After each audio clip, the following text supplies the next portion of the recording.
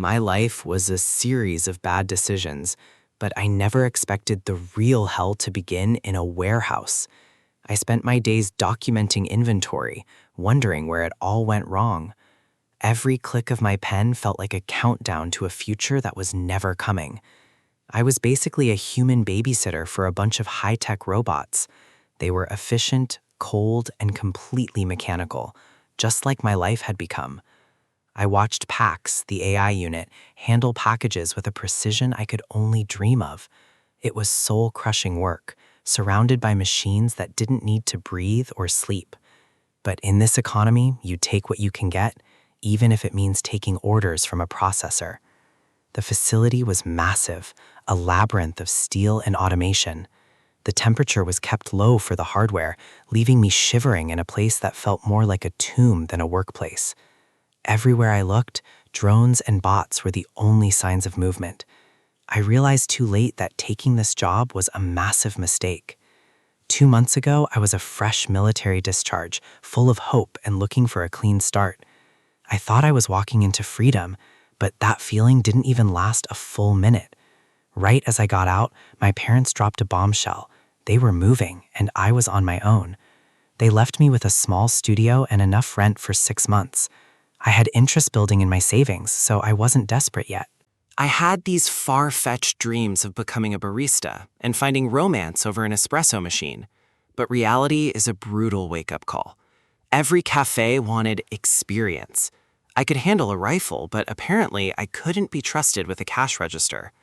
A month of rejections later, the boredom started to rot my brain. I was venting to my sisters, calling myself a useless hobo while they just laughed at me.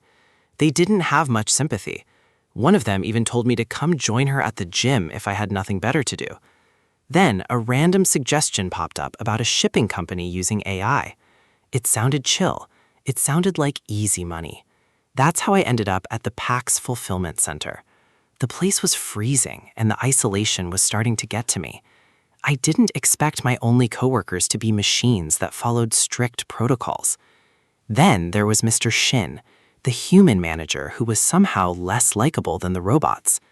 He was obsessed with inventory discrepancies, especially some missing canned tuna. He sent me to the deep storeroom to find it, clearly just wanting me out of his sight. I put on a smile, but I was cursing the old bastard under my breath the whole way. The door to the storage room creaked open, revealing a dark, cramped space. I stepped inside, just wanting to find the cans and get back to my phone. It was packed floor to ceiling with boxes that shouldn't even be in this section. I found the tuna, buried where it didn't belong, just like Mr. Shin's competence. I climbed the ladder, reaching for the heavy box. Suddenly, a sound cut through the silence, a heavy, metallic thud. The door slammed shut with a finality that made my heart drop. I rattled the handle, locked, from the outside. I checked my phone, panic starting to set in. This wasn't funny. I tried calling Mr. Shin, but the call wouldn't go through. Dead silence on the other end. I debated calling 911, but I didn't want to make things awkward with the boss if it was just a glitch. I decided to wait.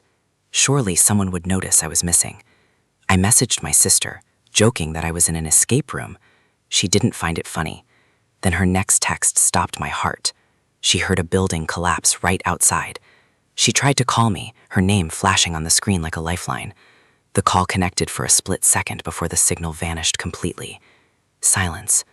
Then the sound of the network dying. I was yelling at the door thinking it was a prank, until the floor began to shake. Red emergency lights flared to life, casting an eerie glow over the warehouse. A massive rumble shook the entire facility.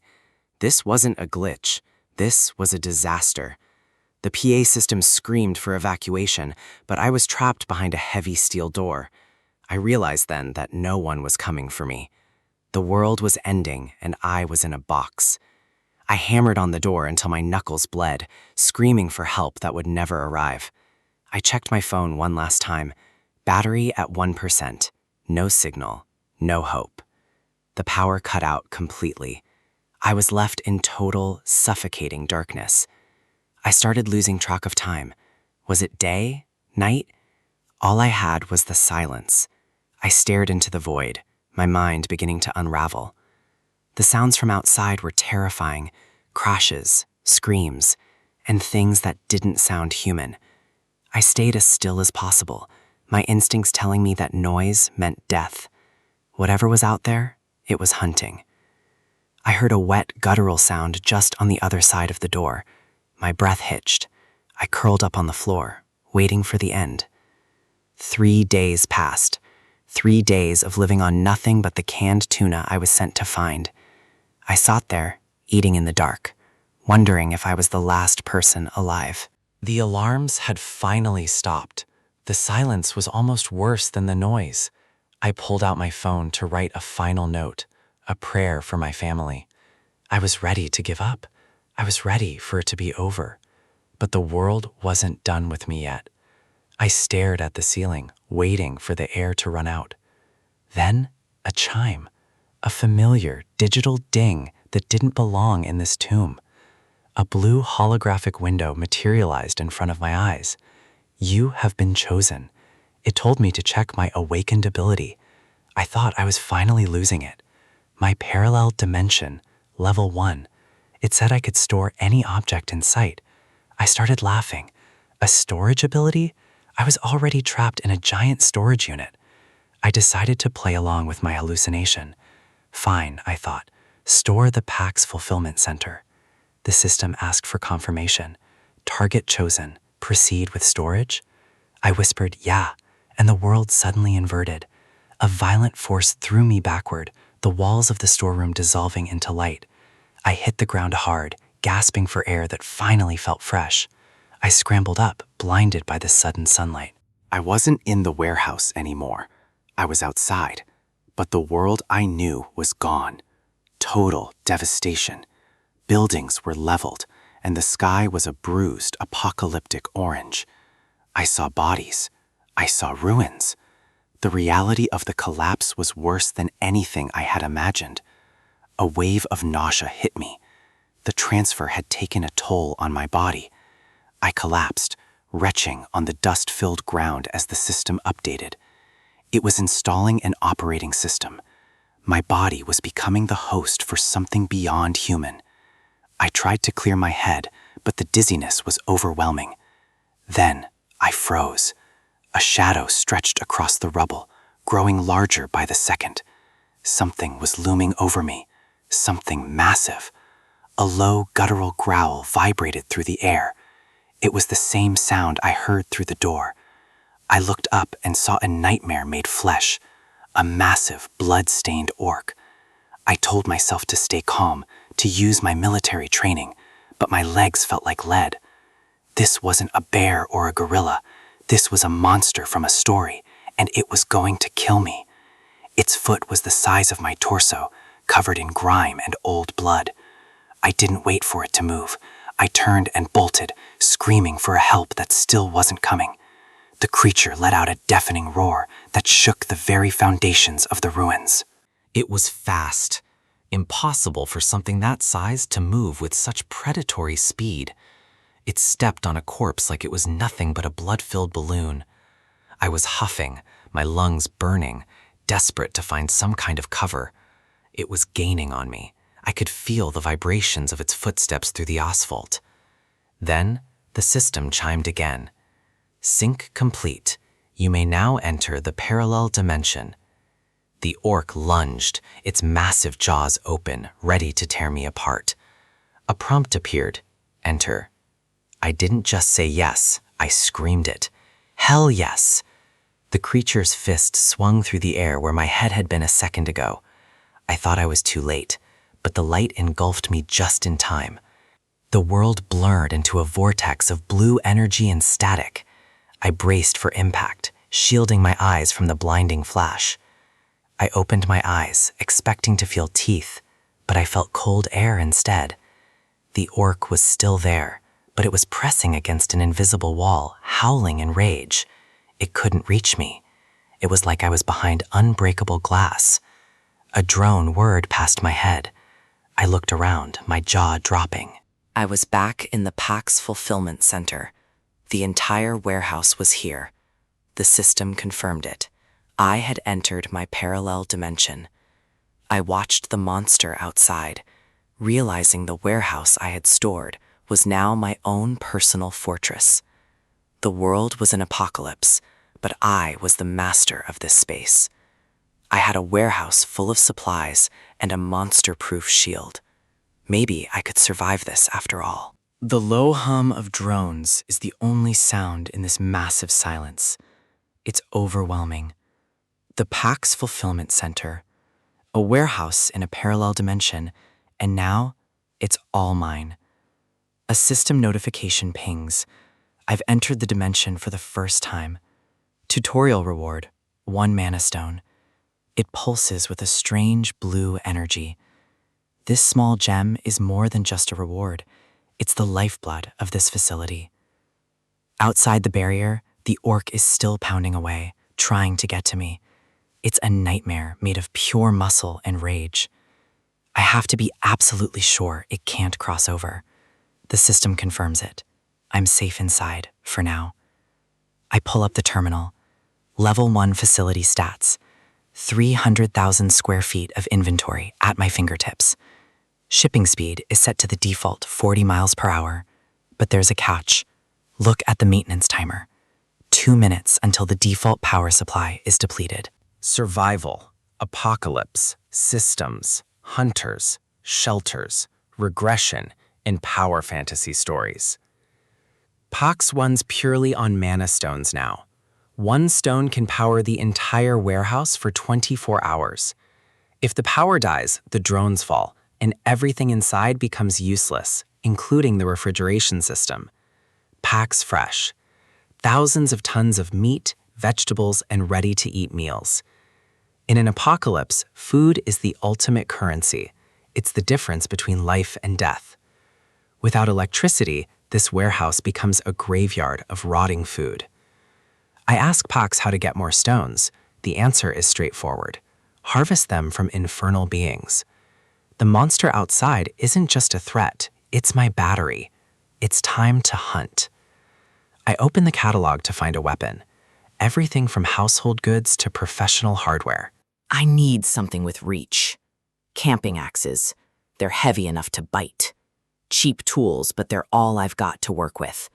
Close quarters combat is suicide against that thing. I'll have to rely on my aim. I line up the shot through the portal. I was a black beret. I know how to hit a target under pressure. I hurl the axe with everything I've got. Direct hit. It bites into the orc's shoulder, drawing dark blood. It bellows in rage, but it's still standing. Those muscles are like iron. Wounding it isn't enough. I need a more efficient way to finish this. I look back at the box of tools. Wait, something is different. Should I throw something heavier, like a bowling ball? The system tells me there are 15 axes left in stock. But I already threw 1. It should be 14. I look at the floor and the bins. They're duplicating right in front of me. The system converts digital data into physical matter. That means the inventory is infinite. Items can be used or lost, but the stock never depletes. I have an endless armory. This changes the entire dynamic of the apocalypse, and I don't even have to throw them manually anymore. I have the shipping skill. I can automatically ship items out of the dimension. 30-second cooldown. I just need to visualize the target. I focus on the orc. Ship it. The axe fires out at 40 miles per hour. The impact is devastating. The orc drops instantly. Dead. 1 kill. My first mana stone is secured. But 40 miles per hour is just the baseline. I can modify the shipping speed. If I power up the skill with more stones, I can make it even more lethal. The system confirms it. The potential for growth is limitless. But I can't hide in this warehouse forever. There are people out there I need to reach. I need to gear up for the world outside. I search the catalog for professional tactical equipment, lightweight battle boots and tactical pants, camouflage. Proper gear is the foundation of survival in a war zone. I'm leaving the civilian version of myself behind. I'm a survivor now. I slam a map of Seoul onto the floor. Time to plan my extraction route. Starting from Gumpo, I'll have to cut through the most dangerous districts. Gangnam and Jung are going to be crawls. Then, up through Dobong. My destination is Uijeongbu. It's too far to travel on foot through monster-infested streets. I hope everyone is still hanging on. I need reliable, silent transportation. An electric road bicycle. No gas required, minimal noise. In this new world, this is better than a supercar. It's fast, agile, and precisely what I need. Just hold on. Jungyeom is coming to save you. 30 minutes back in the real world, and the silence of the ruins is already starting to grate. Navigating Gunpo on a mountain bike is the most tactical choice. It's fast, and more importantly, it's quiet. I've already put down 12 orcs, but the deeper I go into the city, the more frequent the encounters become. Another one. This beast is larger than the others, lunging with a roar that echoes off the hollowed-out buildings. I don't even slow down. I just need to time the transition perfectly. The portal opens right in its path. To the orc, it looks like a shield, but it's actually an exit strategy. It slams into the boundary of the parallel dimension with a sickening thud, its momentum working against it. I was too distracted earlier to really analyze the mechanics, but now the tactical advantage is clear. As I keep using the portal against these monsters, I realize my ability isn't just a place to hide. It's a blade. The very edge of the dimension acts as a microscopic cutting surface. Anything caught in the transition gets severed. No armor can stop a spatial tear. The orc collapses. It never even saw the strike. But my system is already flagging something new. The shipping skill has a 30-second cooldown and a limited range, which makes it tricky to use in a frantic fight. And my aim with it is still garbage. I can't rely on luck when my life is on the line. But there's another side to this power that I'm just starting to master. Recall. Anything I've shipped into my warehouse can be pulled back into reality instantly. It's the ultimate logistics loop. I don't just store items, I control their location and space. I test it on the fly. The axe I just used to finish the orc vanishes and reappears in my hand. It's just as useful as shipping, if not more so. It cuts out the need to carry heavy gear. But the real payoff is the loot. I don't just recall tools, I can recall mana stones directly from the bodies of the fallen. The system considers anything inside a dead monster as shippable inventory. It's like a video game, but the stakes are visceral. 14 stones. I need to keep moving if I want to get to my family before the sun goes down. Suddenly, a sound cuts through the air that makes the orc's roar sound like a whisper. It's high-pitched, a screech that vibrates in my chest. Something big is circling above. I look up and see a shadow blotting out the moon. That's not an orc, it's a wyvern. It's clutching a water deer in its talons, treating a 100-pound animal like a light snack. With a wingspan that wide, it's a high-tier predator. Taking it down won't be a simple matter of a well-timed portal. But wait, I'm hearing something else over the wind. It's not a monster. A scream for help. A human voice. In this hellscape, that's the rarest sound of all. I turn toward the sound. If there are survivors, they won't last 10 seconds against that thing. There, a man is sprinting through the rubble, his breath coming in ragged, desperate gasps. He's cornered. The wyvern is playing with him, circling low, enjoying the hunt. The man flinches as the beast dives. He knows he's dead. He just doesn't know when. The wyvern screeches again, a sound of pure dominance. It's faster than anything I've seen on the ground. It lashes out with its tail, a whip crack of bone and scale that sends the man tumbling. He hits the pavement hard. He's done. He can't even get back to his feet. His companion tries to run toward him, but he's just as terrified. They're both easy prey. The wyvern lands, its massive weight cracking the concrete. It's focused entirely on the wounded man. It's the predator's instinct. Target the small, target the weak. It doesn't even see me as a threat. The man stares into the beast's glowing eyes, frozen by a fear so deep it's paralyzing. It opens its maw, drool dripping onto the man's face.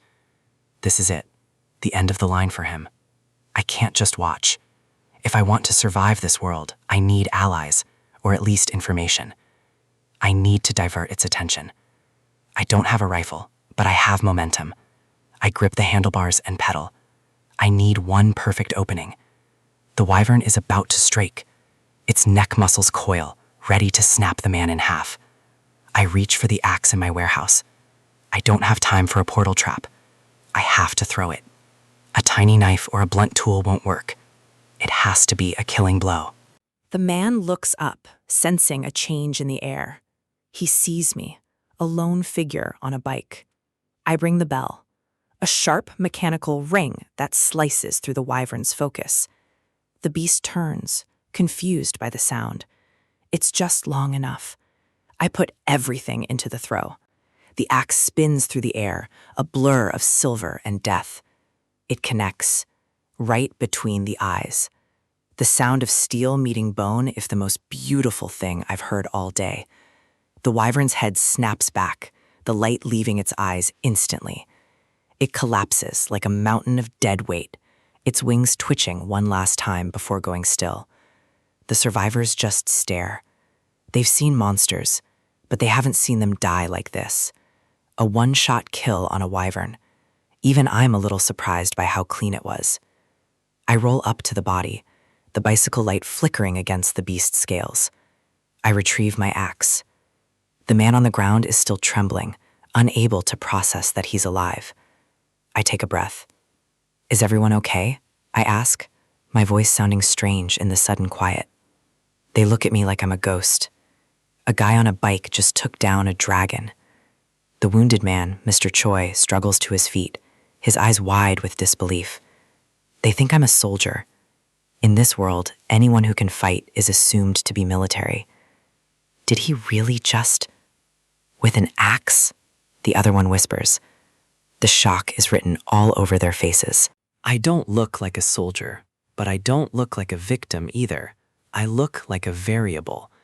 They start bowing, thanking me for saving their lives. It's a level of gratitude that feels heavy. I point to the logo on my shirt. I'm not a soldier. I worked at the PAX warehouse. They don't care. To them, the uniform doesn't matter, only the result. You have a special ability, Choi says, his voice full of awe. I don't confirm or deny it. They mention a refuge, a basement terminal where 15 others are hiding. They were out looking for essentials and a drivable road. That catches my attention. Most of the people from the nearby warehouse are dead. The monsters were too many, too fast. But these 15 managed to secure a basement. It's safe for now. I need information. If they have a working car, my search for my family gets a lot easier. I agree to go with them. I don't trust them yet, but I need their intel. They're taking a risk bringing a stranger back, but they're desperate. I can work with desperation. Choi leads the way, his limp heavy, but his spirit buoyed by my presence. I glance back at the wyvern, a waste of a good carcass, but I have what I need. I trigger the recall on the wyvern's mana stone as we walk. It pops out of the skull and into my hand. These guys don't need to know the full extent of my abilities. A little mystery is a good defense. If things get ugly, I can always slip back into my dimension. They can't follow me there. We reach the basement. The air is thick with the smell of old concrete and fear. A group of survivors is gathered around a man standing over a fresh kill. He doesn't look like the others. His eyes are cold, tactical. He looks like a man who has adapted to the apocalypse a little too well. I get a bad feeling. This isn't just a refuge. This is a kingdom.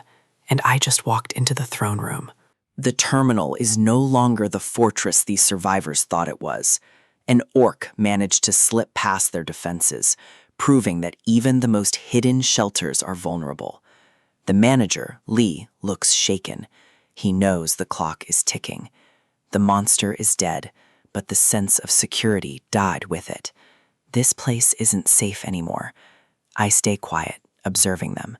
They're looking at the corpse, then at me. Word is spreading fast. They saw what I did to that wyvern earlier. I can feel their eyes on me. In this world, strength is the only currency that matters. They're whispering about the axe throw.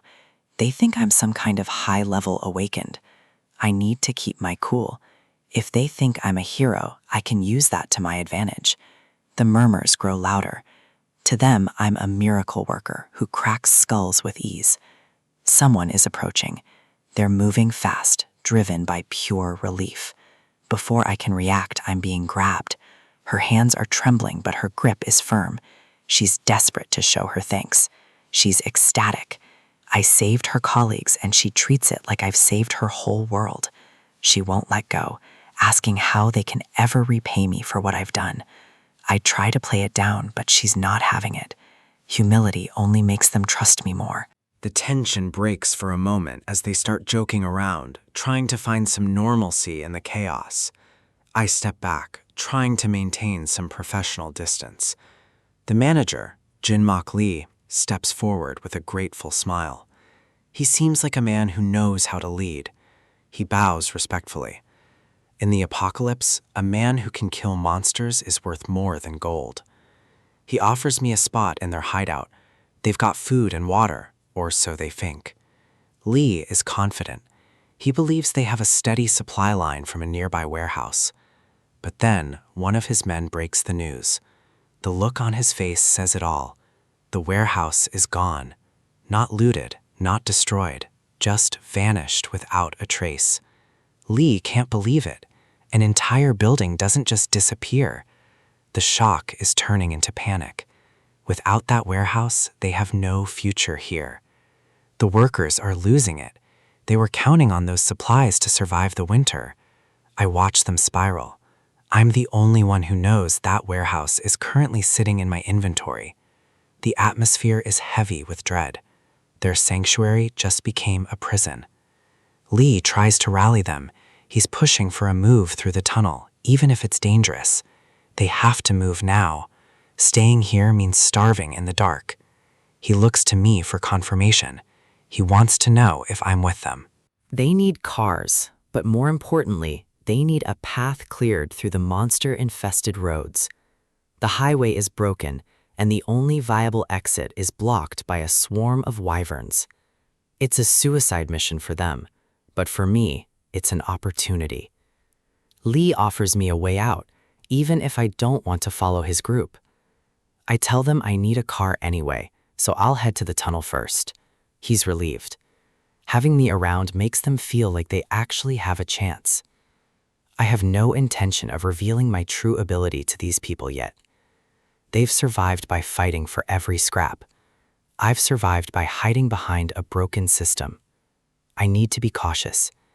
Information is the difference between an ally and a predator. I'll scout the tunnel alone. If I can clear it, I can collect the mana stones for myself. I check my system. The upgrades I saw earlier are still there, waiting to be unlocked. Precision delivery, simultaneous shipping, automatic shipping. These aren't just logistical tools, they're tactical weapons. The costs are steep, but the payoff is game-breaking. I need 10 mana stones for each. I'll kill the wyverns discreetly, harvest their stones, and power up before the group arrives. I just need to keep my true intentions hidden behind this calm facade. But my plan for a solo run hits a snag when Young Soo shows up with a bike. He's worried about me going alone. He doesn't realize he's just becoming a liability. He trusts me implicitly. That kind of faith is dangerous in a world like this. He's insistent. He wants to help, even if he's scared out of his mind. I guess I'm taking a passenger. This is going to be a long ride. We move out into the ruins of the city under a cold moonlight. The bike hums as we navigate the wreckage of the old world. I'm scanning every shadow. The silence is too loud. Suddenly, Young Soo starts performing some insane acrobatics on the bike. He's standing on the pedals, trying to get a better view of the road ahead. The guy is reckless, but he's right. We need to see what's coming before it sees us. Then he spots it. The first threat is already upon us. A wyvern is circling. I tell him to keep going, but he's already panicking. The road is a maze of stalled cars and debris, making it impossible to pick up real speed. It's right there, looming over the wreckage with glowing red eyes. I yell at him to keep his eyes on the road. We can't afford to crash now. The beast lunges. We barely dodge the first strike. We're paddling for our lives, but we're heading straight into the heart of their territory. I prepare to use my ability, but I have to time it perfectly. The tunnel is close, but we're not going to make it at this rate. The bike screeches to a halt. We're trapped. Young-soo freezes. He can see what I see now. Shadows are closing in from all sides. We're surrounded. He's trembling, realizing that his hero might not be enough to save him this time. There are too many of them. The pack has found its prey. One of the wyverns steps forward, letting out a piercing screech that echoes through the ruins. Young-soo thinks it's all over. He's given up. The monster bares its teeth, dripping with hunger. He asks if this is where it all ends. He's looking for a miracle. I can't hide it anymore. If I want to live, I have to use the system. I spend the mana stones, 10 to unlock the skill, 5 to reset the cooldown. I tap the interface, ignoring Young-soo's confused stare. The wyvern lunges, sensing the kill. It's midair, jaws open, ready to tear us apart. Young-soo screams, closing his eyes for the final blow. He's waiting for the pain, but it never comes. A blinding light flashes as my skill activates. The impact of the delivery is massive, sending a shockwave through the street. He peeks through his fingers, unable to comprehend what just happened. The look of pure shock on his face is almost worth the reveal. A portal has opened, and my drones are already in the air. The real fight starts now. Time is the most expensive resource I have. I start burning through mana stones to force the system's cooldown lower. Each stone drops the wait time by 5 seconds. In a combat zone, that's the difference between life and death. 15 seconds. 10. I keep pushing until I hit the limit allowed by my current level. The system locks me out of further reductions. To go faster, I'll need to upgrade the parallel dimension itself. I deploy the drone. It's my eyes in the sky while I stay tethered to the warehouse entrance. The area is quiet, but in this world, silence is just a warning. I reach into the remains of the beast to pull out its mana stone. It's messy work, but necessary for fuel. I tell Young-soo to keep his distance. If things go south, he needs to be within my protection range instantly. He looks rattled. Most people would be. He's just a civilian caught in a nightmare. A screech echoes from the clouds. A wyvern. It's diving, and it's picked us as its next meal. The beast closes the gap in seconds, its jaws wide enough to snap a man in half. I don't hesitate. I let the packs fly, aiming for the soft tissue inside that throat. More of them are circling. This isn't just a stray scavenger, it's a hunting party. They're fast, agile, and aggressive, but they haven't seen a weapon like mine before. Another one charges from the flank. I pivot, keeping Young-soo behind the barrier of the portal. I track the movement. Speed is their advantage, but precision is mine. The axe hits with a dull thud. It doesn't just cut, it disrupts their momentum entirely. The creature skids across the asphalt, losing its grip on the sky. Young-soo can only watch in horror. He's never seen a monster taken down with such clinical efficiency. The blood spray is heavy. I don't look back. I keep my focus on the remaining threats. The wyvern tries to roar, but its lungs are already filling with lead and steel. I stand my ground. If I show even a second of weakness, the rest of the pack will descend. It's over for this one. It falls limp, another carcass added to the ruins of the city. Blood drips from the sky. The air is thick with the scent of iron and ozone. The rest of the pack watches from the shadows of the skyscrapers, reconsidering their odds. Young-soo is staring at me like I'm a ghost. He can't wrap his head around what he just saw. He sees a man who doesn't even view these monsters as a threat. To him, I'm the most dangerous thing in this tunnel. I keep my face neutral. Emotions don't kill monsters. Weapons and mana do. The wyverns finally retreat. They're smart enough to recognize a predator when they see one. They vanish into the dark, leaving us with the silence of the dead road. Young-soo finally finds his voice. He's trying to process the concept of a warehouse that acts as an arsenal. He admits he envies me. He thinks with an ability like this, he could have saved his family by now. I don't tell him that power always comes with a price. Instead, I just watch the horizon. The wyverns are gone for now, but in this world, nothing stays gone for long. I start looking for the next move. We need a vehicle, and we need it before the next wave hits. He asks why I need a car if I can fight like this. I tell him the truth. I'm going to Uijeongbu. He freezes. That's a suicide mission. But then he realizes I'm the only one with a real shot at making it. Yongsoo offers a deal. He's a professional driver. He can get me through any terrain if I keep the monsters off his back. He's desperate. He knows he won't survive alone, and he's betting everything on my strength. I consider it. A skilled driver would save me a lot of energy. It's a logical trade, but I have to be careful. If people find out the full extent of my warehouse, I'll become a target for every desperate survivor. In the worst-case scenario, I might have to eliminate anyone who becomes a threat to my secret. Yongsoo seems trustworthy enough for now. He followed me here even after that close call with the wyvern. I agree to the partnership, but with one strict condition. I clear the tunnel alone. He nods vigorously, promising to convince the others to stay back while I work. He heads back to the group, his face filled with a new kind of hope. I just hope he doesn't talk too much. I watch him go. He's already shouting to the others about our plan to break through. He tells them I have an awakened ability and that they need to wait outside while I clear the path. I can't believe it. I asked him to keep it a secret, and he's essentially announcing that I have a secret. The survivors start whispering. They're confused, but they're also desperate for a way out. This just made me look even more suspicious. I can feel Leader Lee's eyes on me. He's not an easy man to fool. There's no point in worrying about it now. The choice is made. Tomorrow morning, I'm clearing that tunnel. They're worried about food and safety. If I can prove my value, maybe they'll stop asking questions. Leader Lee approaches. He looks me in the eye, his face hardened by years of survival. He tells me he won't ask about my ability. He's smart enough to know that results matter more than explanations. He offers me a share of their meager food supplies.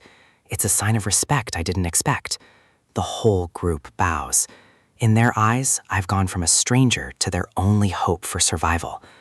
I try to brush it off. I'm just doing what I have to do to move forward. Gratitude feels out of place here. I tell them to save the food for their families. I have enough of my own, though they don't know it. Yongsoo puts a hand on my shoulder. He tells me to just accept it. To turn them down now would be cold. He reminds me that we all have someone waiting for us. That hits home harder than I'd like to admit. I think of my own family. That's the drive behind every kill, every upgrade, and every risk I take. The atmosphere shifts. The tension breaks, replaced by a momentary sense of community. They bring out the last of their booze, a final toast before the battle begins. They cheer for a safe trip and for their families. For a moment, we aren't just survivors.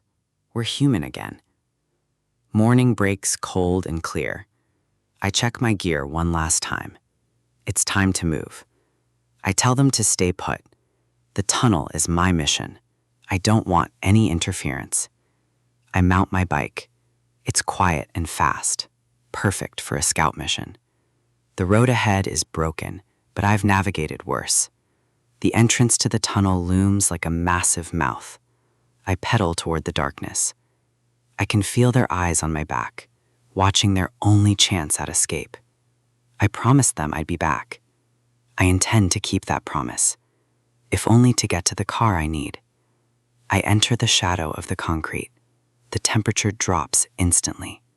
The silence inside is heavy, broken only by the clicking of my bike's chain. I know what's waiting for me in there. I've seen the patterns. I've heard the sounds. I reach for the packs.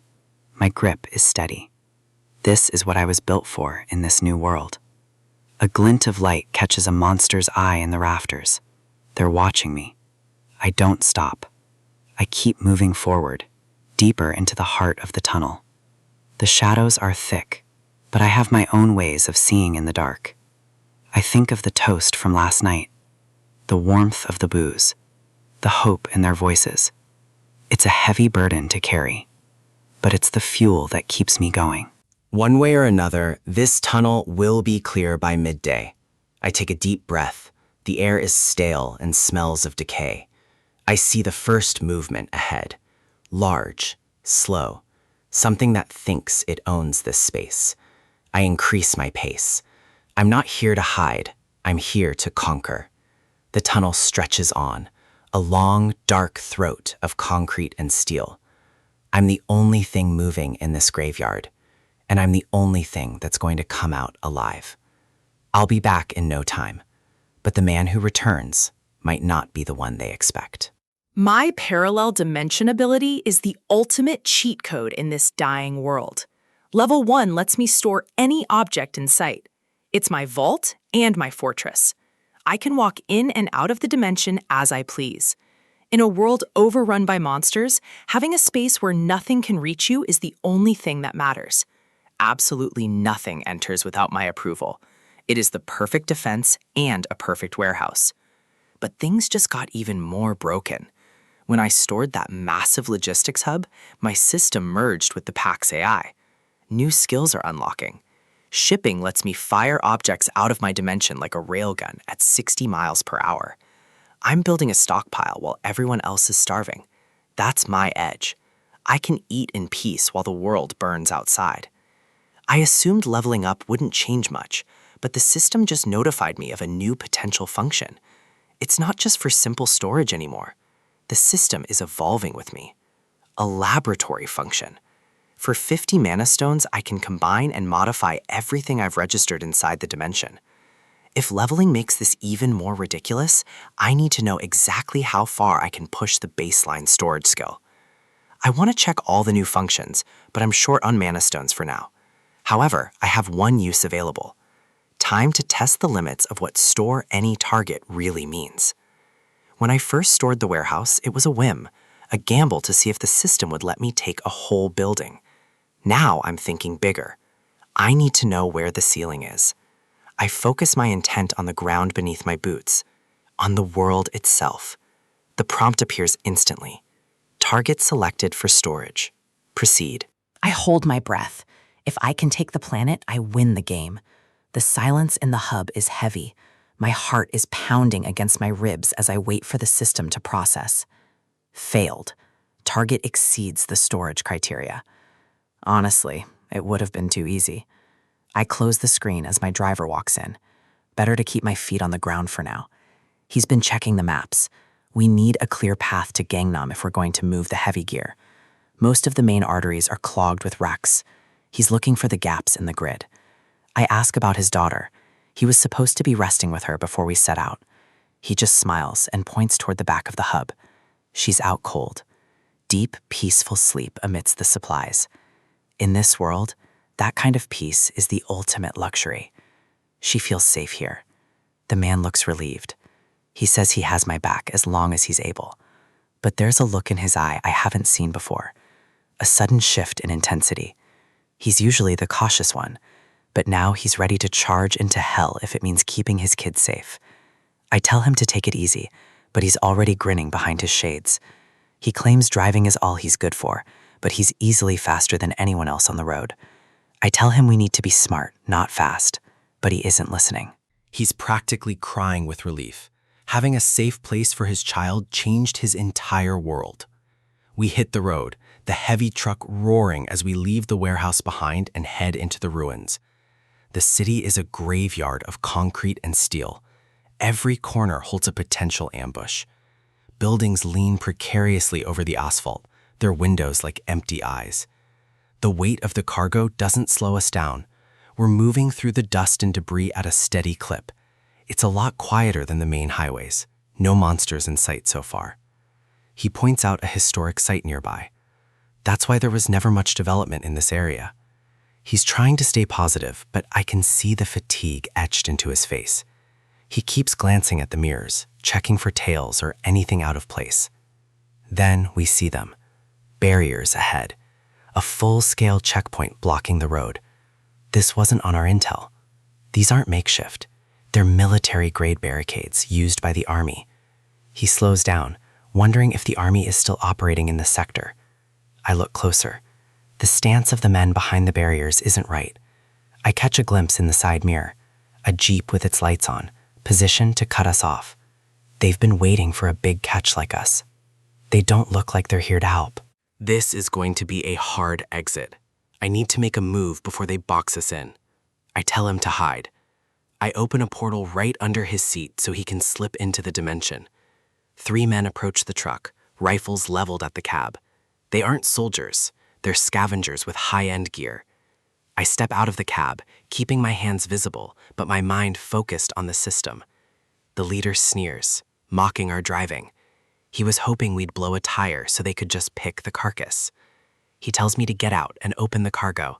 He wants to see exactly what we're hauling. I play along, acting the part of the scared driver. The more they focus on the truck, the less they watch me. The heavy steel doors creak open, revealing the massive haul. Their jaws drop when they see the sheer volume of supplies. Thousands of cans of tuna, a fortune in this world. They think they just hit the jackpot. The leader's eyes turn cold. He tells me the cargo belongs to them now. They're after food and supplies, just like I thought. They aren't interested in a partnership. He wants to know where I found this much food. He's looking for the source. I tell him it's from a warehouse, a place he'll never find without my help. I offer to get them more if they let us pass. I need to see how greedy they really are. I tell them the roads are collapsed and the location is hidden. I'm making myself indispensable. The leader just glares. He's not interested in a deal. He's interested in control. He asks how much more I have. I tell him this truck is nothing compared to what's left at the hub. One of his men interrupts. They're on a tight schedule. They need to finish up. They need to move before the light fails. They decide to take me with them. The leader orders his man to drive the truck. He's taking me personally to meet his boss. I see the fist coming, but I don't move. I need to get inside their base. The strike lands hard, and everything explodes in white light. I hit the ground, the air knocked out of my lungs as they throw a hood over my head. Everything goes black. I can hear the rain starting to fall as they drag me toward their base. I'm brought into a building. I can hear the heavy thud of a door closing behind me. The air smells like stale smoke and cold metal. I'm being marched into an interrogation. They rip the hood off. The light is blinding for a second as I squint. I blink, trying to get my bearings and assess the room. I'm sitting in a high-backed chair, hands tied. This looks like a military commander's office. Across from me is a man who doesn't belong in that chair. He's a thug in a stolen uniform. The flag on the wall is the only thing that looks official in this room. I look at the floor. Bloodstains. This place wasn't abandoned. It was taken by force. A dead soldier slumped in the corner. These guys slaughtered the original occupants. The man behind the desk lights a cigarette. He's the one calling the shots here. He's heard the story about the food in the truck. He wants the location of the warehouse. I give him a name, Gunpo. It's far enough away to buy me the time I need to dismantle them. He seems satisfied for now. He's arrogant, thinking he's the king of this hill. I ask him where we are. He laughs and tells me it's an army base. The Rock Defense Communication Command, the heart of the military's network. He admits he was exempt from service. He doesn't even know the name of the place he hijacked. He tells me to wait. It's almost 6 p.m. The beast is coming. A piercing, bone-chilling screech echoes through the walls of the base. The thug doesn't even flinch. He's seen this before, and it terrifies him. I look toward the window. The sound is getting louder, closer. Wyverns. A whole flight of them circling the skies above the base. They're massive. Monsters that shouldn't exist in our reality. Yet here they are. This base is not a fortress anymore. It is bait for creatures from another world. The thug admits his powers couldn't even scratch them. He's completely outmatched. He's frustrated. He has the guns, but they're useless against beasts of that scale. He tells me about the soldiers who tried to fight back. They were slaughtered where they stood. He waited for the monsters to thin out the ranks, then stepped in to take control of what was left. He kept a few officers alive for information, but they're starving and broken. That's why he needs me. He has the weapons and the base, but he's out of food. He tells me if I cooperate, I might survive the night and join his little club. I look at him and mumble my response. I've already decided what to store next. This place is perfect, high-tech, secure, and filled with military gear. I call out to Pax. I give the command that will end his rule. Store the rock dreck in my parallel dimension, every floor, every wall, and every man inside. In a world that's stopped making sense, survival depends on how fast you can adapt. Right now, my life depends on how fast I can pedal. I'm heading straight into the dark. The tunnel is a death trap, but I have no intention of staying a victim. The tires skid over cracked asphalt and debris. Every second counts when you're surrounded by things that want to tear you apart. The shadows are alive. Wyverns. They're faster than they look and far more aggressive than anything from our world. One slip and it's over. But I'm not just some delivery guy anymore. I've got a system and I've got a plan. I look back for a moment. This apocalypse is just getting started, but I've already seen enough to know that the old rules are dead. Memories of a simpler time drift in. Arguments over who hit who first. Typical sibling rivalry. The fights were loud, messy, and constant. But back then, the stakes were just a few bruises. My father used to try and play peacemaker, exhausted from a long day's work, but always present. He had this look in his eyes, a mix of patience and a deep, quiet love for the chaos we created. He told us we actually got along well. At the time, we thought he was delusional as we pulled each other's hair. He was an only child. He saw something in our bickering that we couldn't, the bond of blood. He'd tell us that one day we'd realize how precious family really is. That day came much sooner than I expected. He was about to say something profound, something about love being the ultimate bond. Then Mom would burst in with a ladle, demanding help with dinner. Reality always had a way of cutting short the sentiment. We'd freeze, staring at her like deer in headlights. It was a normal, boring, beautiful life. That kid in the memory, with the black eye and the messy hair, he had no idea what was coming. And now, I'm the one left to remember it all, to hold on to what's left of that family. The sound of sobbing brings me back. Mr. Lee is falling apart, clutching a bottle and crying for his son. In this new world, grief is a luxury most can't afford, but for him, it's the only thing he has left. The others try to calm him down, but how do you comfort a man who's lost everything to the monsters? The moon hangs high and cold over our camp. It's a silent witness to the end of our civilization. Men are passed out on the concrete, exhausted by fear and physical labor. The tunnel is silent for now. One of the workers wakes up, disoriented. The basic need for a bathroom is a dangerous mission in a place like this. He looks around, noticing I'm not in my spot. In a group this small, everyone notices when someone goes missing. The others tell him I went for some air. They assume I'm just as restless as they are. Young Soo goes looking for me. He's been my right-hand man through this, but even he doesn't know the full extent of my power.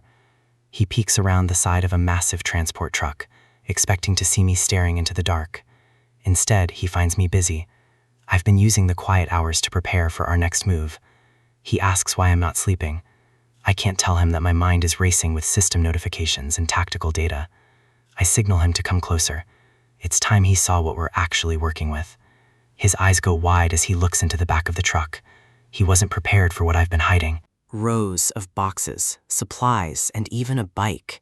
It looks like a fully stocked warehouse jammed into a single vehicle. I explain that I've only loaded it halfway to keep the weight manageable. He can barely process the sheer volume of gear. Then I drop the real bombshell. This isn't the only one. This is just the last truck in the line. 15 trucks, all of them loaded with enough food and supplies to keep a small army alive for months. Yangsu is terrified for me. He knows where we are. He knows that having this much in a world of nothing makes me a target. He can't wrap his head around how I'm just giving it away. He doesn't realize that for me, this is just a fraction of my inventory. My mind drifts back to the battle.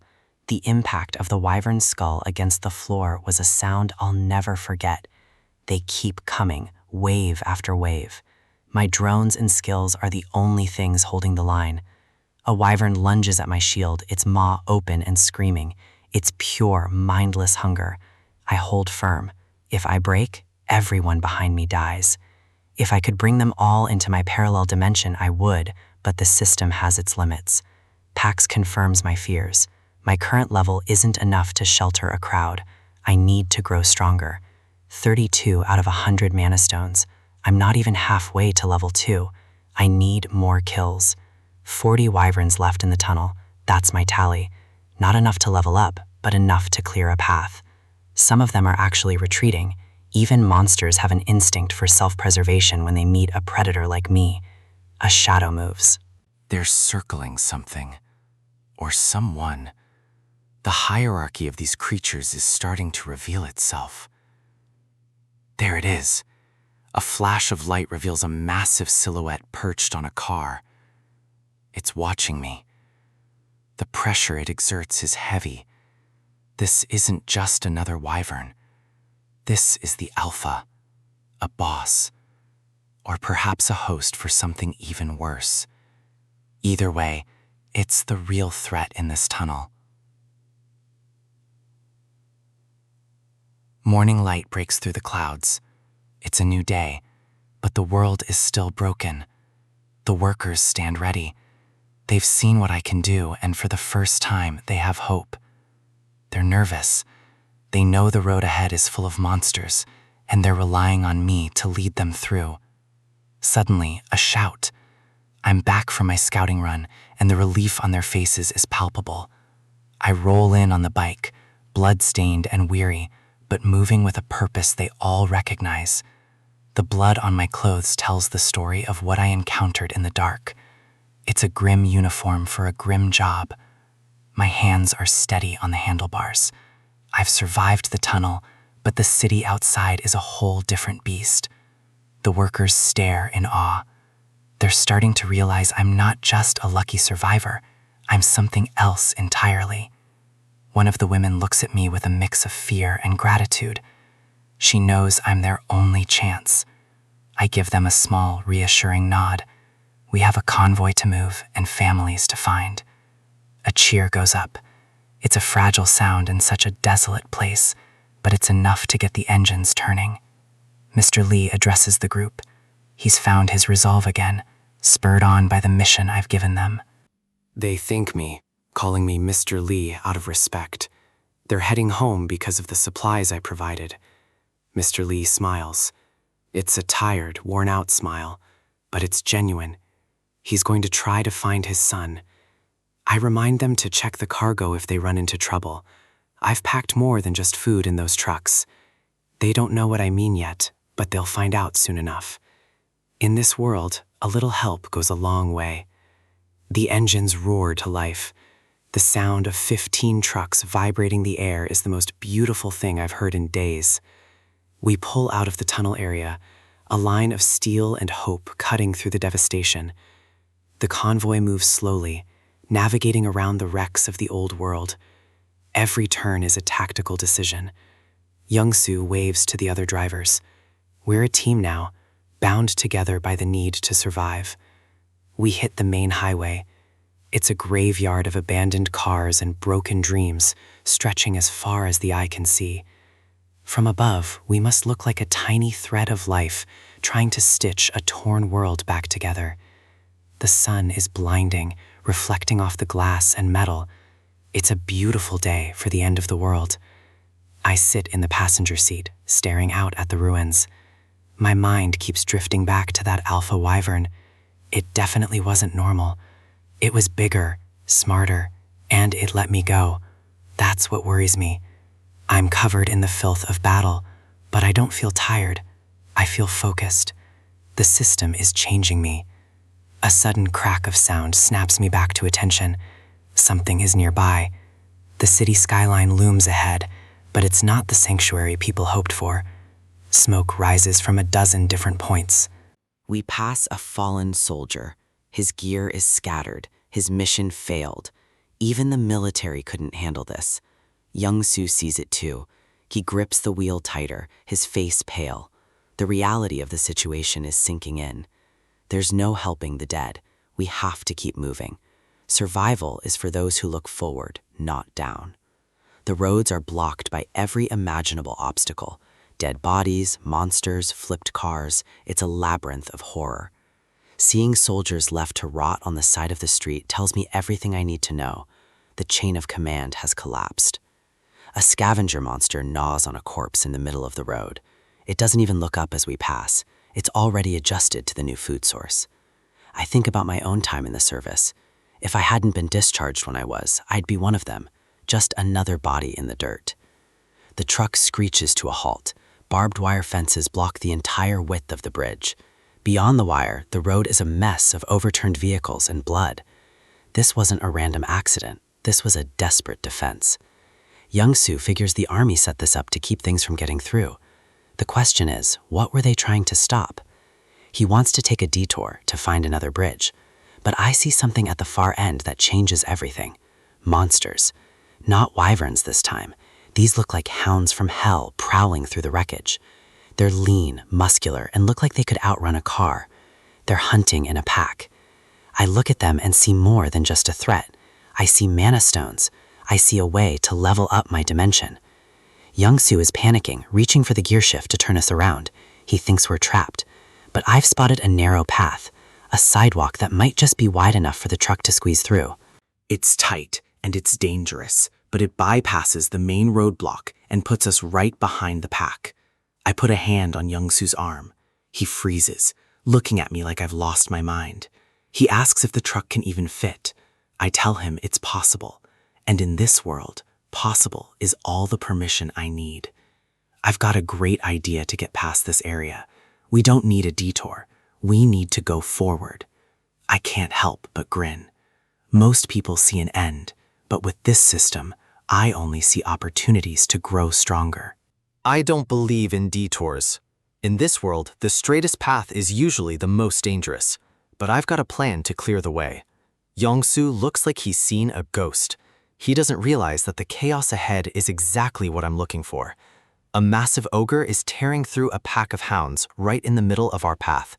It's a bloodbath, and we're driving straight into the center of it. The monsters are locked in a frenzy, completely oblivious to the truck approaching their kill zone. The ground trembles under the weight of the struggle. This isn't just a fight, it's a territorial slaughter. The sounds of bone crushing and flesh tearing fill the air. These things are efficient killers, but they're about to meet something even more relentless. Blood splashes against the windshield, blurring the line between the road and the carnage. We aren't stopping. Young-soo is paralyzed. He's a driver, not a soldier, and the bridge ahead looks like a one-way trip to the afterlife. He asks if I'm sure about this. In a world with a system, certainty is the only thing that keeps you alive. He's never seen anyone charge a bridge blocked by high-rank monsters without a second thought. I explain the logic. It's like a strategy game. You don't need an army if you have the right terrain and a few specialized units. He gulps, realizing that my definition of specialized might be a bit different from his. The barbed wire fence is the only thing separating us from 100 hungry maws. It's time to set the stage. We slam into the position. The impact rattles the frame, but we're exactly where we need to be. The monsters stop. They've noticed the new prey in their midst. The hounds turn their attention toward us, their eyes glowing with a feral hunger that doesn't care about metal or glass. I tap the interface. It's time to spend some of those hard-earned mana stones. 10 stones to unlock automatic shipping. It's an investment that's about to pay off in blood. I order the system to max out the shipping speed. If I'm going to do this, I'm doing it at full throttle. Another 5 stones, and the speed is set to 60 miles per hour. That's a lot of kinetic energy coming their way. I step out, the blue glow of the system reflecting in my eyes.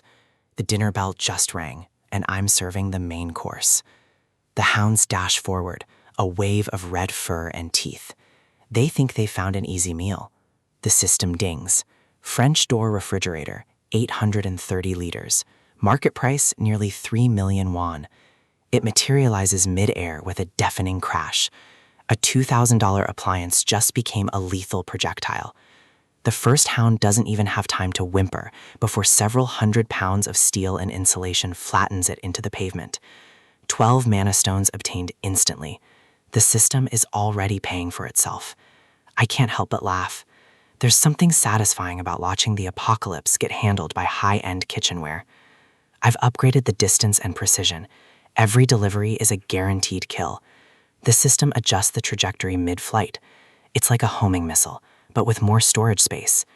These hounds are fast, running like cheetahs, but they can't outrun a direct delivery from my warehouse. My cooldown is sitting at 2.5 seconds. Normally, that's too slow for a pack this size, but I'm not using axes anymore. A refrigerator is massive. It has a huge hitbox and enough mass to ignore the momentum of a charging monster. Even a grazing blow is enough to shatter bone and send them spiraling into the abyss. The automatic shipping handles the rest. I don't even have to aim anymore. The system just clears the path. I take a deep breath and yawn. It's exhausting work, even when the system is doing the heavy lifting. The hounds keep coming, driven by a primitive instinct that hasn't realized it's outmatched by logistics. Another thwack, another kill. The bridge is becoming a graveyard of appliances and monsters. Yangsu watches through the side mirror, his jaw hitting the floor as he sees a refrigerator flying through the air. He's gasping, unable to comprehend what he's seeing. He thought axes were impressive, but this is a whole different level of crazy. He notices that every single fridge is the same brand. He's wondering how one warehouse could possibly have this much stock.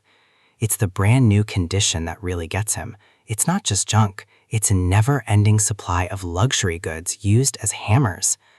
I lean back into the truck and ask Yangsu if he's hungry. The monsters are handled, might as well have a snack. He just stares at me.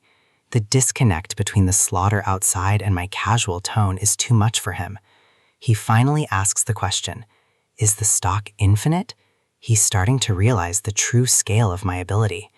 I give him a look that says everything he needs to know. Knowledge is power, but some things are better left as a mystery.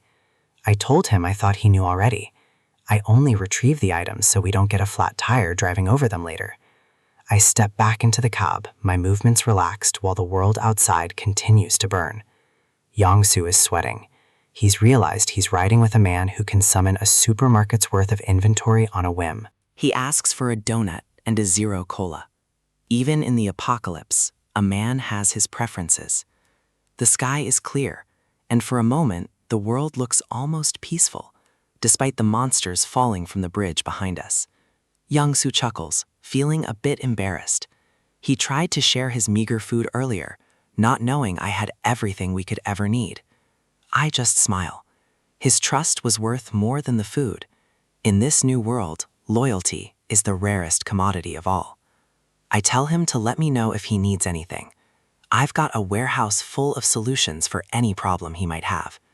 He mentions he's excited to see his folks. We're close now, only about an hour away once we clear this bridge. His expression softens. The hope of finding his family alive is the only thing keeping him behind that wheel. I see him choke back some emotion. I hope for his sake they're okay. I know how rare happy endings are these days. He glances at me, noticing my blood-stained clothes. He points out that I probably shouldn't show up to see family looking like a butcher. He's right. Appearance matters, even when the world is ending. It gives people a sense of normalcy. I ask him what his style is. If I can provide a fridge, I can certainly provide a wardrobe change. He grins, eager to see what else I've got hidden in that invisible warehouse of mine. A pair of aviators and a pilot's jacket. It's classic, tactical, and a hell of a lot better than a blood-soaked uniform. He looks like a different man. The confidence boost is exactly what he needed before the final stretch. Most of the monsters are dead now. The bridge is finally open, and the road ahead is clear of immediate threats. He tells me we can leave. He's ready to finish this journey, and so am I. He slams the gear shift into place, his movements sharp and determined. He's not the same nervous driver I met in the tunnel. He floors the accelerator. The truck roars to life, eager to leave the carnage of the bridge behind. The tires screech against the asphalt. We're moving fast, pushing the heavy vehicle to its limits. I'm caught off guard by his sudden aggression. He's really pushing this thing. We fly past the remaining hounds, the truck a blur of white metal against the gray ruins of the city. The scenery whizzes by. We're making record time, but the ride is getting a little rough for my taste. Yangsu is working the gears like a pro, his focus entirely on the road and the destination ahead. He tells me to hold on tight. He says we'll be there in 20 minutes. I'm starting to regret giving him that pilot jacket. The truck screeches around a corner, narrowly avoiding a pile of debris. This isn't driving, it's a low-altitude flight. We're tearing through the city streets, the sound of the engine echoing off the empty skyscrapers. Another hard turn. The tires are screaming for mercy, and my stomach is starting to do somersaults. I tell him to slow down before I puke. Even a warehouse-owning hero has his limits when it comes to motion sickness. He just gives me a quick look, his eyes hidden behind those aviators. He's in the zone now. Then he stops. We've arrived. The building stands tall, scarred by the apocalypse, but still standing. We're here. The apartment complex is showing its age, but it's still standing. That's a good sign. It's the same for the rest of the block. This is an old neighborhood, tucked away from the main chaos of the roadside. There's rubble and broken glass everywhere, but something important is missing. There are no bodies on the street. We reach the door, and Yangsu completely freezes up. His hand is hovering over the lock, trembling like a leaf. He's terrified. He's come all this way, but now he's scared that opening this door will make his worst fears a reality. He can't do it. The man who just drove through a literal war zone is suddenly broken by a simple piece of plastic and a passcode. He pushed that car to the breaking point, cutting an hour-long drive down to 20 minutes. He's been running on pure adrenaline this whole time. But if his family is already dead, then all that determination and speed didn't mean a damn thing. He's stuck in that agonizing moment between hope and total devastation. I step up and tap him on the shoulder. I know that paralyzing fear all too well. It's the weight of the unknown. I ask him if he wants me to ring the bell for him, to be the one to face whatever is waiting on the other side. He gulps, his eyes wide and searching mine for some kind of reassurance I can't actually give him. He gives a weak, shaky nod. He needs someone else to take that first step into the truth. I step forward. Nobody wants to be the one to confirm their own family is gone, even if there's a tiny chance they're safe. If I were in his position, I'd be doing the exact same thing, putting off the reality as long as possible to avoid the pain. I reach for the button. The air in the hallway feels heavy and stagnant, like it's holding its breath along with us. Yangsu stands back, his shoulders slumped, waiting for his life to either restart or end right here in this corridor. I press the button. A sharp mechanical clunk from the electronic lock echoes through the quiet hall. We both freeze. The sound of the lock turning means someone is actually inside. The door cracks open, and the light from the apartment spills out into the dark hallway. It's his wife and daughter. They're standing there, wide-eyed and shocked, but they're alive and unharmed. She looks at him like she's seeing a miracle, her voice catching in her throat as she realizes it's really him. Yangsu breaks down. The tears start flowing immediately, a release of all the terror he's been carrying since the world fell apart. He doesn't wait for an invitation. He bolts forward, his legs finally moving again. He pulls them both into a massive, desperate hug. This is the payoff. This is why we fought through the city. I stand back and watch the reunion. It's a rare bit of warmth in a world that's gone cold and violent. He's sobbing into her shoulder, the weight of the apocalypse finally crashing down on him now that he knows they're safe. She's holding him back just as tight, the reality of his return finally sinking in through the shock. Even the little girl is crying, squeezing her dad's arm like she's afraid he'll vanish if she lets go for even a second. Yangsu looks back at me, trying to tell them that I'm the reason he made it home safely, but his voice starts to blur and fade. The edges of my vision are swimming, turning into a hazy, dark gray. My knees buckle. The adrenaline that's been keeping me upright through the chaos has finally run dry. I hit the floor hard. My eyes are heavy, and I can't keep them open any longer, no matter how hard I try. I see Yongsu's panicked face as he reaches for me, but it feels like he's miles away in a different world. Everything fades to black. The sounds of the reunion are muffled by a thick, heavy silence. I try to fight it, but my body has reached its absolute limit. I just can't resist the darkness anymore. Suddenly, I'm back in a memory. My father is looking at me, his face calm and steady, just like it always was. He's talking about goodbyes, about how they don't always have to be filled with pure sorrow. We're at my mother's funeral. Her smiling face in the frame is a sharp, painful contrast to the grief in the room. He tells me that a goodbye is more than just an end. It's a collection of every memory you shared with that person. I ask him how he can be so calm. I'm just a kid, and all I feel is the massive hole left in my chest. He says she taught him the true meaning of love, unconditional devotion that survives even after someone is gone. He tells me that giving and receiving love isn't easy, but it's what makes us human. It's the only thing that lasts. The memory shifts.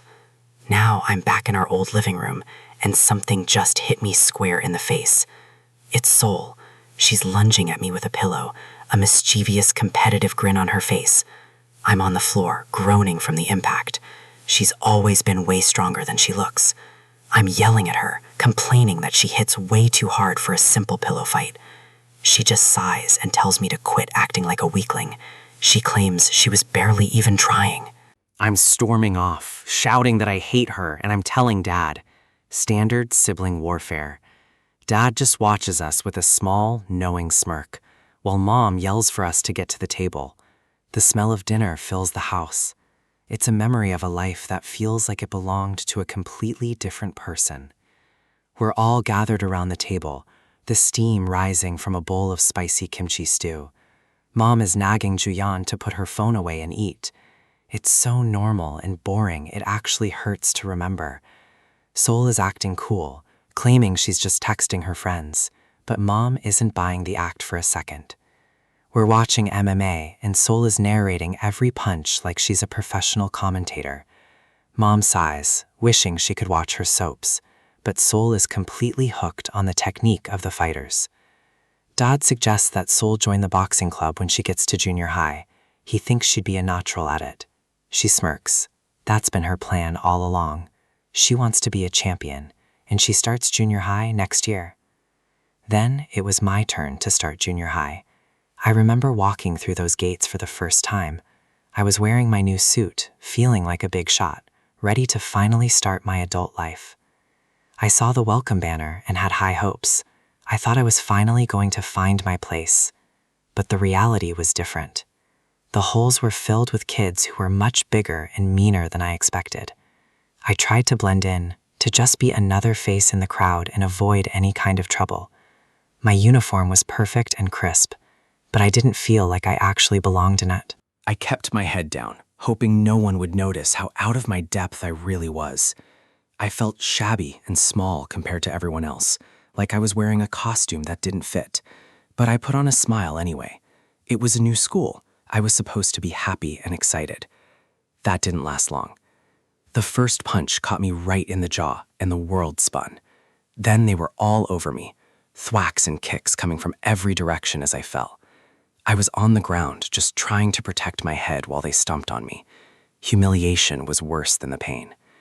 One of them wound up for a big finishing blow, his face twisted in a nasty, arrogant grin, but his arms stopped dead.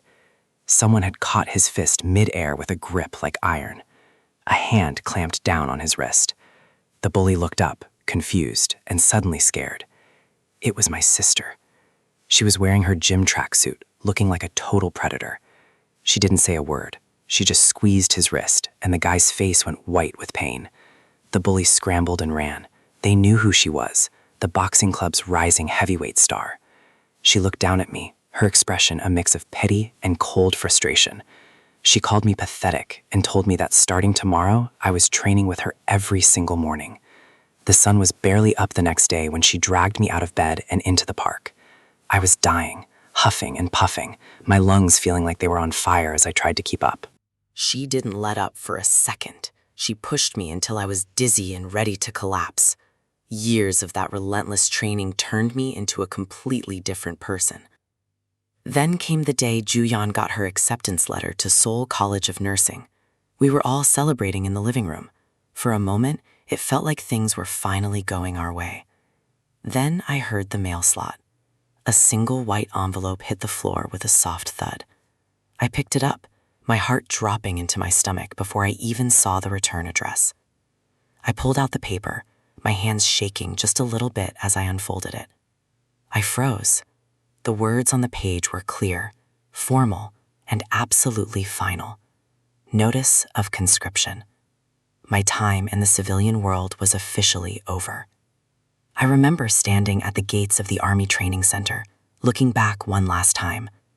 My family was there, waving like crazy, trying to stay positive even though they were hurting. Mom was sobbing, her hands pressed to her face as she told me to take care and come back soon. Dad was standing tall, his eyes full of pride. "We're rooting for you, son." I turned my back and started walking toward the barracks. Every step felt like I was losing a piece of my soul.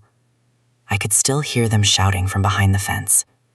"Eat well, sleep well, see ya." I gritted my teeth, trying to be the strong man they expected me to be. But as soon as I was around the corner, the tears started falling. I wasn't ready to leave them. The darkness of the memory starts to lift. I can feel a soft mattress underneath me. I blink my eyes open. I'm in a strange room, the warm sunlight filtered through a window. I spring up, my heart hammering against my ribs as I try to orient myself in this new place. Where am I? This isn't the army base. This isn't the cult street. Then it clicks. Young-soo's apartment. I must have passed out right after he reunited with his family. I instinctively reach for my tool, my hand closing around the familiar grip as I hear a voice. Then I see them. Young-soo's wife and daughter are sitting in the kitchen, bathed in the morning light.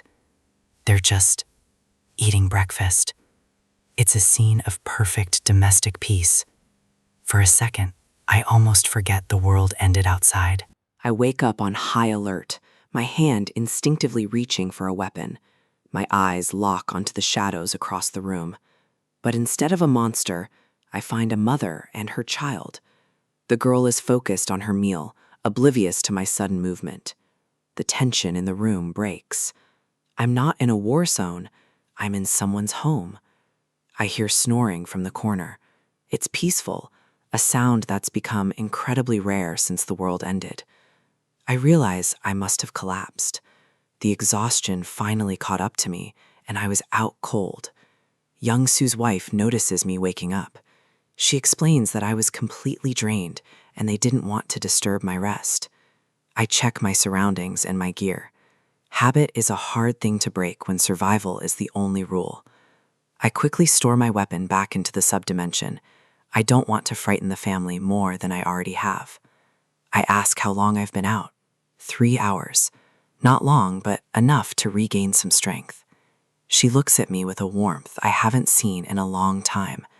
Young-soo told her everything that happened at the tunnel. They're grateful. In a world where everyone is out for themselves, a simple act of protection means everything. I try to brush it off. Young-soo helped me just as much as I helped him. Speaking of Young-soo, the man himself starts to stir. He's been waiting for me to wake up before eating. Jisoo invites us to the table. She's prepared a meal, and the smell is already doing wonders for my morale. Young-soo gives me a tired but sincere smile. We made it out of that hellhole together. I can't help but grin back. This is what survival looks like when you actually succeed. The main dish is braised sari. In the apocalypse, fresh ingredients are like gold, and this looks like a feast. I'm stunned. I wasn't expecting anything like this. It's a genuine luxury. I hesitate for a second, looking at the bowl of rice. It's been so long since I've had a meal that wasn't pre-packaged or scavenged. I thank her properly. Respect is the one currency that still has value. She leaves the room to give us some space, taking the child with her. The privacy is appreciated, but I'm more focused on the steam rising from the bowl. I take the first bite. The flavors are sharp, savory, and perfectly balanced. It's better than any high-end restaurant I visited before the fall. For a moment, the weight of the world lifts. This is more than just fuel. It's a reminder of humanity. I'm genuinely moved. You don't realize how much you miss these things until they're gone. The kimchi is perfect. The texture, the spice, it's all there. It's heartwarming. It's the kind of meal that gives you a reason to keep moving forward. I finish every last bit. I can't afford to waste a single drop of this. I set the spoon down and take a breath. My body feels fueled and my mind is clearing up. I tell Young-soo it's the best food I've had since my military discharge. It tastes like home. The conversation shifts back to reality. I still have a long way to go to reach my family in Ujeongbu. Young-soo makes a surprising offer. He wants to give me a ride toward Gangnam in his truck. I'm caught off guard. He just got home to his wife and daughter. Leaving again is a massive risk. I point out that Gangnam is just a waypoint. I need to go much further, and the roads are deadly. He doesn't flinch. He's thought this through. He wants to step outside and discuss the terms. The sky outside is a mix of orange and ash. The world is still burning, even if this one apartment feels safe. We stand by the heavy transport truck. It's an armored beast, but it's a target for anything lurking in the ruins. The plan is simple but dangerous. He drives me to Gangnam, then returns home on an electric bike. He's trying to be casual about it, but he knows the odds. One wrong turn and he's never coming back.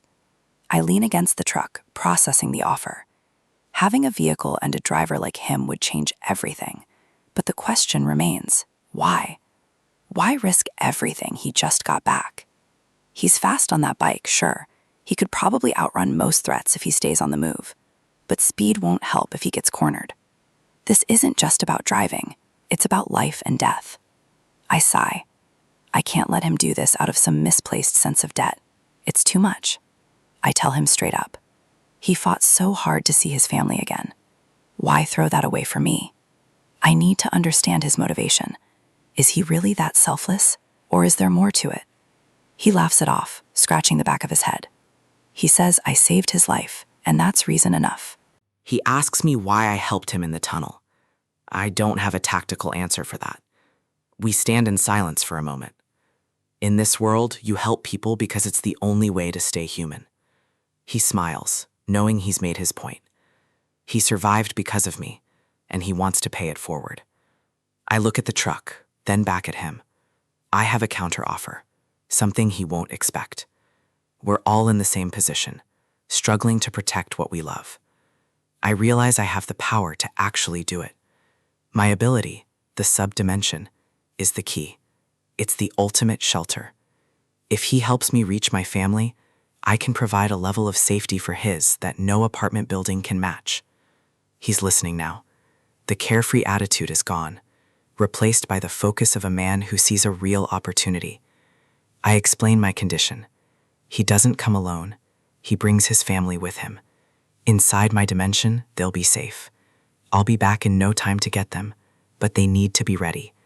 I head back toward the bike.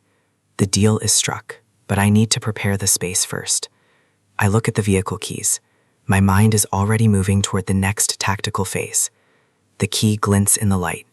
It's the start of a new partnership, a real alliance.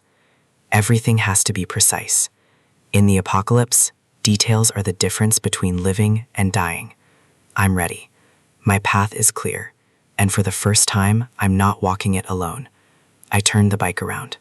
There's work to be done, and mana to be spent. The tunnel looms in the distance, a reminder of where we came from. We aren't going back there. I chuckle to myself. Young-soo is a good man. Finding someone like him is rarer than finding a cache of supplies. He's still fidgeting, probably nervous about the idea of entering a literal hole in space-time. I remind him that the dimension is my territory. Nothing gets in without my permission. I call forth the interface. It's time to upgrade the warehouse. The air begins to shimmer with mana. The power I've accumulated is finally being put to its best use. I explain that with a level up, the dimension can accommodate more people. It's no longer just a storage locker. Thanks to the monsters I cleared out earlier, I have a surplus of mana stones. It's an investment in our collective future. Young-soo watches in awe. He's seen my power before, but this is different. This is creation. I tell him to go get his wife and daughter. We're moving them to a place where the monsters can't reach. He doesn't need to be told twice. He puts on his shades, a determined look on his face. We're leaving. The interface prompt appears. 100 mana stones to reach level 2. I don't hesitate. Execute. The progress bar fills rapidly. The dimension is expanding, restructuring itself to my needs. Upgrade complete. Level 2 warehouse is active. The maintenance cost has jumped, but the benefits are worth it. The capacity has increased to 20 people. I can also store targets in my line of sight now. That's a massive tactical advantage. New abilities are available. The system is evolving as I do. I'll check the specifics later. I turn my attention back to the present. The family is here, ready to step into the unknown. The system asks for confirmation. Allow entry? Yes. Always yes for allies. They walk through the shimmering portal. It's a leap of faith, leaving the physical world behind. The portal hums with energy as they cross the threshold. They're safe now, truly safe. Their expressions say it all. Pure shock. They were expecting a bunker, not a high-tech logistics hub. The scale of the warehouse is breathtaking. Rows of shelves stretching into the distance, filled with everything they could ever need. I introduce them to Pax. He's the steward of this place, and he'll take care of their every need. Pax is efficient and friendly. Having an AI assistant helps maintain order in this infinite space. They can't believe it. Infinite food, clean water, and no monsters. It's a literal paradise in the middle of hell. Jisoo is overwhelmed. She realized that these precious supplies aren't just limited caches, they're a renewable resource. I tell them to rest and settle in. Yongsoo and I have a mission, and we leave in 30 minutes. The atmosphere is light for the first time. The little girl is cheering. It's a small victory, but it feels huge. I watch them interact, a real family unit. This is what I'm fighting to protect. This is why I won't lose. I glance back at the system interface. Level 2 has opened up new possibilities that I need to master. The Parallel Dimension Laboratory. This is where the real power-up begins. Time to see what I can build. The sun sets on a world that's about to get a lot more dangerous.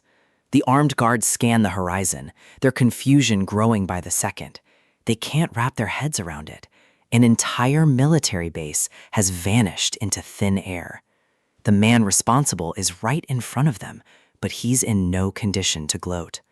Storing a structure that massive has taken a brutal physical toll. Nausea and vertigo hit him like a freight train.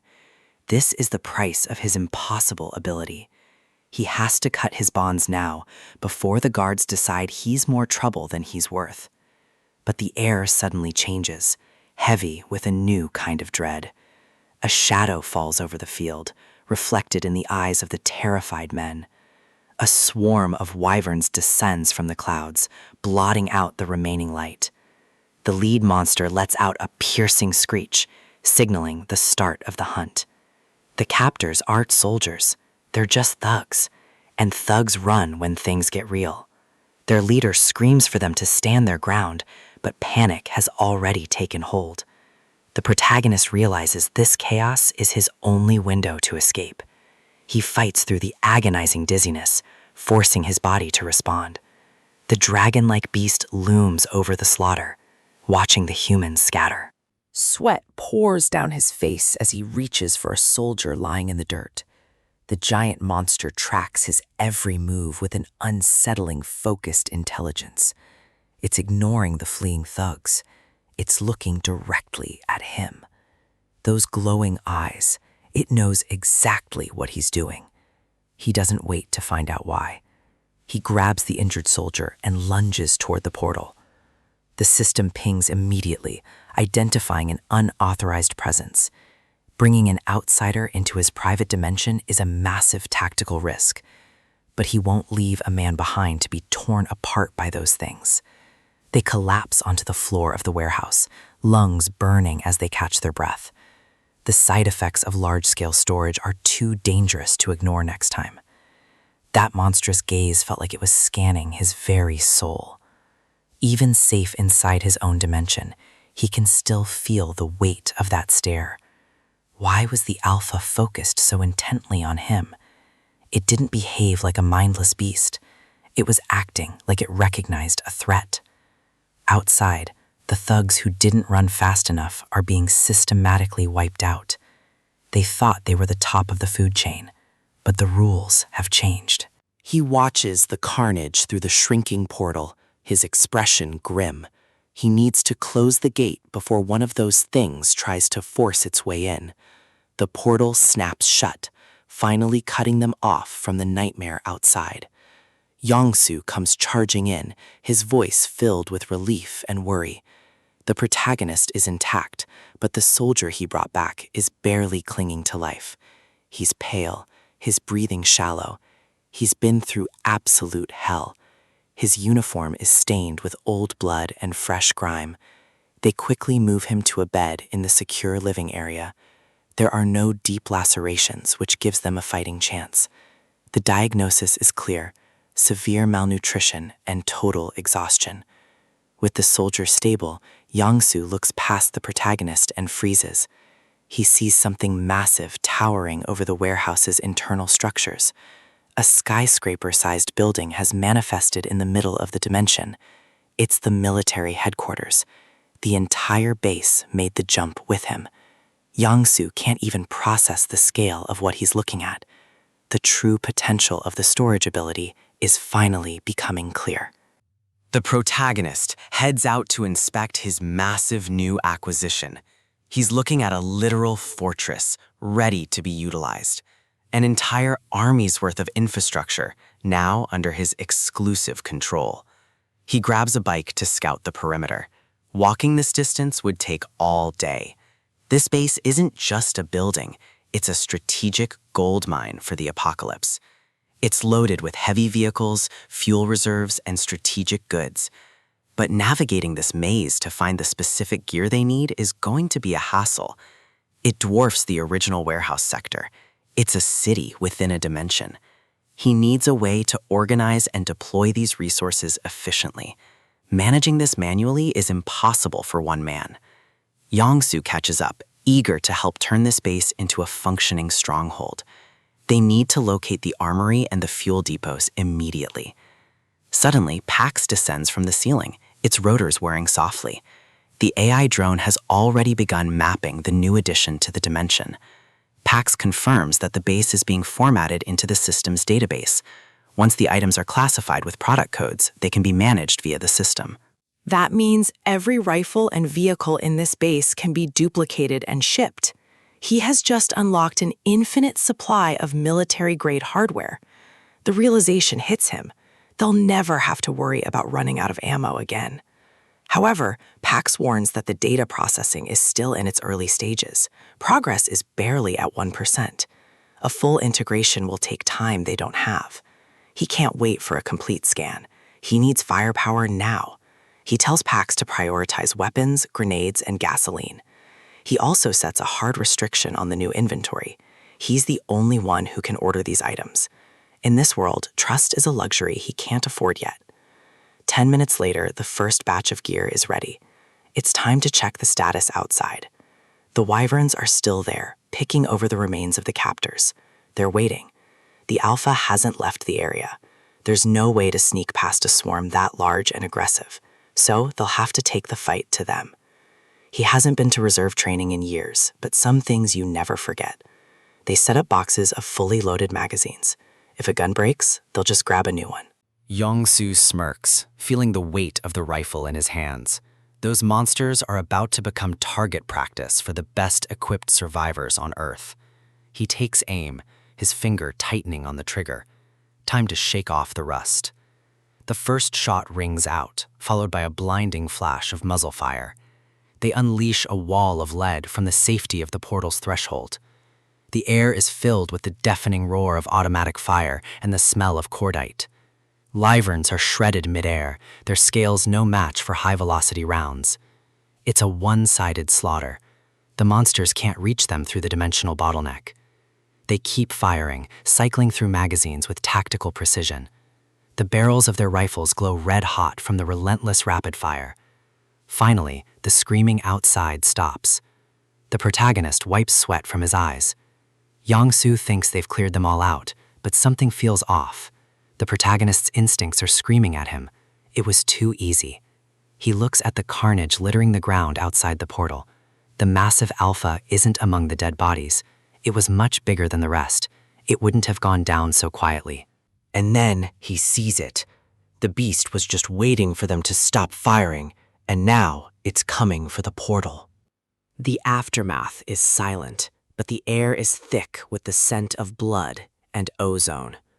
The smaller wyverns are down, but the real threat is still out there. Yang-soo scans the perimeter, his grip tight on his rifle. He can feel eyes on us from the showers of the warehouse. If it won't come to us, we'll force its hand. We need a target it can't resist to draw it into the open. Tactical deception.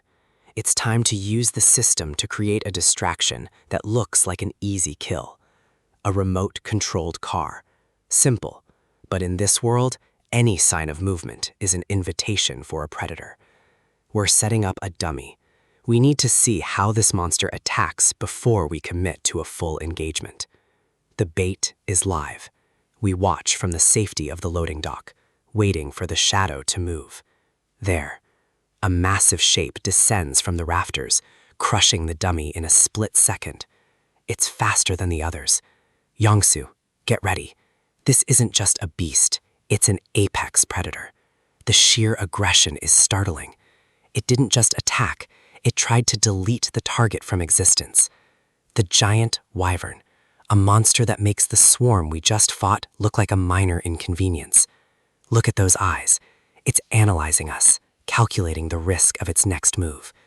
It screeches, a sound that vibrates through the very foundations of the building. It's a declaration of war. Weapons up. If it wants a fight, we'll give it everything in our inventory. Fire. We need to overwhelm its senses before it can close the gap. The muzzle flashes light up the dim warehouse, but the beast barely flinches as the lead flies. Bullets are bouncing off its scales like rain. Our standard munitions aren't even leaving a scratch. The muzzle smoke is thick, but the monster is still advancing. This isn't a normal hide. A blinding flash from the impacts. We need to find a weak point, and fast. It lunges, its maw wide enough to swallow us both. The scale of this threat is beyond anything we've faced. The shockwave of its movement nearly knocks us off our feet. We're losing the initiative. It's like hitting a tank with a BB gun. The scales are too thick for conventional small arms. Yang-soo is looking for an opening, but the monster is relentless. It knows it has the advantage. I'm watching the bullet deflections. There's a pattern here. It's not just armor, it's a physical rejection. The leader of the thugs was right. Some monsters are just on a different level of existence. It stares me down, mocking our efforts with every deliberate step it takes toward us. Those eyes aren't just animalistic. There's an intelligence there, a cold understanding of its dominance. Another screech. It's calling for an end to this game. It's time for a desperate measure. Thud. Objects roll across the floor toward the beast. Not bullets this time. It pauses, curious about the small metallic spheres rolling to a stop beneath its chest. Grenades. Dozens of them. If we can't pierce the hide, we'll try to crush it with raw concussive force. I've got an unlimited supply, and I'm not holding back. Let's see how it likes a localized sun. Boom! The explosion rocks the warehouse, a wall of fire and pressure consuming the beast. Yang-soo hurls another round into the inferno. We need to make absolutely sure it stays down.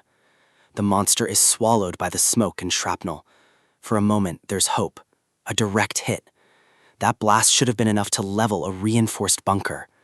The shockwave clears, revealing the scorched earth and twisted metal of the warehouse floor. But the monster is still standing. It's barely scratched, its scales shimmering through the smoke. The heat is intense, but the wyvern just shakes it off like dust. It's fundamentally untouchable by this gear. We're gasping for air. the physical toll of the engagement finally catching up to us. Young-soo is exhausted. He's realized the terrifying truth. We're outclassed in every way. I'm looking at the beast, and it's looking back. It knows it won this round. It takes flight, disappearing into the dark sky. It didn't retreat. It just lost interest in its prey. Why did it leave? Maybe it realized we weren't worth the effort yet. We need to move before it changes its mind. On the road to Gangnam. The silence in the car is heavier than the battle was. Young-soo is shell-shocked. He's seen a lot, but nothing that could shrug off a grenade barrage like that. I'm replaying the fight in my head. Grenades were a failure. They're designed for fragmentation, not penetration. Against that hide, shrapnel is useless. We need something that focuses all its energy on a single, devastating point. But a bigger bomb in the middle of a city is a disaster. Innocent people would be swept up in the blast. No, the solution has to be surgical. High power, small radius. Something with more mass and more velocity. I need to keep upgrading. The system is the only way to close the gap between us and the true monsters. I pull up the interface. It's time to see what our survival earned us in the warehouse. 314 mana stones. The wyvern swarm was a gold mine we didn't even know we were digging. This is the edge I need. I'm going to reinvest every single stone into the system to break its limits. Shipping speed is the first priority, boosting it to 150 kilometers per hour. Cooldown reduced to 1 second. I can now flood the zone with supplies in a near continuous stream. Simultaneous shipping up to 4 items. My tactical throughput just doubled. Range increased to 50 meters. I can strike from a distance without being seen. It's becoming beastly. The more stones I feed it, the more the system evolves into something truly dangerous. 189 stones left. There's a new unlock available, the Parallel Dimension Lab. I'm curious. If this is where the items are stored, I need to see the logic behind the storage. I tell Young-soo I need to check something. He looks at me like I've lost my mind in the middle of the road. He wants to push through to Gangnam, but I can't fight what's coming with what I have now. I'll leave the portal open while he drives. If anything goes wrong, I can jump back into reality instantly. I step through the threshold. The transition is seamless, leaving the ruined world behind for a moment. It's a sterile digital workshop. This is the heart of the system, where data becomes physical matter. I start digging into the new functions, combine and disassemble. This is the key to my new strategy. Combine lets me ignore physical incompatibilities. I can merge separate items into a single registration, like a rifle with a preloaded magazine. No more fumbling with reloads in the heat of a fight. Disassemble is the inverse. I can break complex objects down to their core materials for easier storage. I ask Pax about the risks. If I register a grenade without a pin, will it detonate in my inventory? It exists only as data here. No physical processing occurs until the moment of shipping. That opens up a world of dangerous possibilities. I can store items in a state of terminal failure. I register the live grenades. It costs stones, but the ability to ship a live blast is worth every one. It's progress, but it's still not enough. I need to think outside the box of conventional weaponry. If the shipment speed is high and the mass is high, I can create a weapon that doesn't need an explosion. Kinetic energy, pure unadulterated force, a projectile that hits with the weight of a truck. I need something heavy, something that can punch through that wyvern's barrier with mass alone. I see it in my head, a new kind of projectile. High mass, high velocity, zero explosive radius. If I can ship a heavy object at top speed, it'll hit with the force of a railgun, a surgical strike. I can see the potential. A grin spreads across my face as the theory comes together. I step back into the reality of the car. Young-soo is staring at a massive pile of scrap blocking the bridge. A mountain of cars piled high. Someone built a barrier, and it's effectively sealed the road. It's a mess. We'd have to take a long, dangerous detour to get around this fortification. Young-soo is frustrated. We don't have the time or the fuel to find another route into the city. He asks me for a solution. I tell him there's no need to turn around. We're going straight through. I've just finished calibrating my new weapon. This is the perfect environment for a live test. He looks confused. A new weapon? In the few minutes I was staring into space? He hasn't seen the lab. He doesn't understand that the system is more than just a delivery service. I trigger the shipment. The portal opens just inches in front of the car's path. Something massive streaks through the air, hitting the barrier with a bone-jarring crack. The cars are tossed aside like they're made of cardboard, the barrier disintegrating under the impact. The path is cleared in a single strike. No fire, no shrapnel, just the raw mathematical force of mass. Young-soo is staring through the windshield, his hands shaking on the steering wheel. He's looking for the missile. He's looking for the high-tech ordnance that just cleared a city block. But all that's left on the ground are simple gym weights, 20-kilogram plates of solid steel. Simple physics, devastating results. This is the future of our tactical arsenal. Young-soo finally finds his voice. He wants to know what I did, but I'm already looking ahead. If this can clear a mountain of cars, imagine what it will do to that giant wyvern's barrier. We're entering Gangnam now. The stakes are higher, but so is our firepower. The city is a tomb, but we're the ones carrying the light and the heavyweights. I check the system one last time. Everything is ready. The next monster won't be so lucky. Young-soo keeps driving, his confidence returning. He knows I have a plan for everything. But I know the truth. We're only surviving because we're adapting faster than they can kill us. The lab is still open in the back of my mind. I'm already thinking of the next combination. We're not just hiding in a warehouse anymore. We're building an empire of logistics and destruction, one shipment at a time. The world might have ended, but my business is just starting to boom. The hospital's outer barrier, a makeshift wall of scrap metal, just got breached with zero effort. The guards are in shock. This perimeter has held against monsters for weeks, but it couldn't stop a single vehicle. They aren't looking at a beast. They're looking at something far more calculated. High-intensity beams cut through the ash and smoke of the apocalypse, blinding anyone standing in the way. A modified military jeep tears through the courtyard, ignoring the rules of the new world. It screeches to a halt right at the main entrance, asserting total dominance over the area. The survivors can only stare. Is this a rescue mission, or is it a hostile takeover? Inside the jeep, the driver watches the chaos with cold, tactical precision. Jung-yam has arrived. He's not here for the hospital's resources. He's here for his sister, Ju-yeon Kim. To understand why he'd risk everything to find her, you have to understand who Ju-yeon really is. She wasn't always a saintly nurse. Growing up, she was a firebrand who'd drop-kick her siblings for breathing too loud. She was a delinquent with no direction, more interested in starting fights than planning a future. Then, out of nowhere, something in her shifted.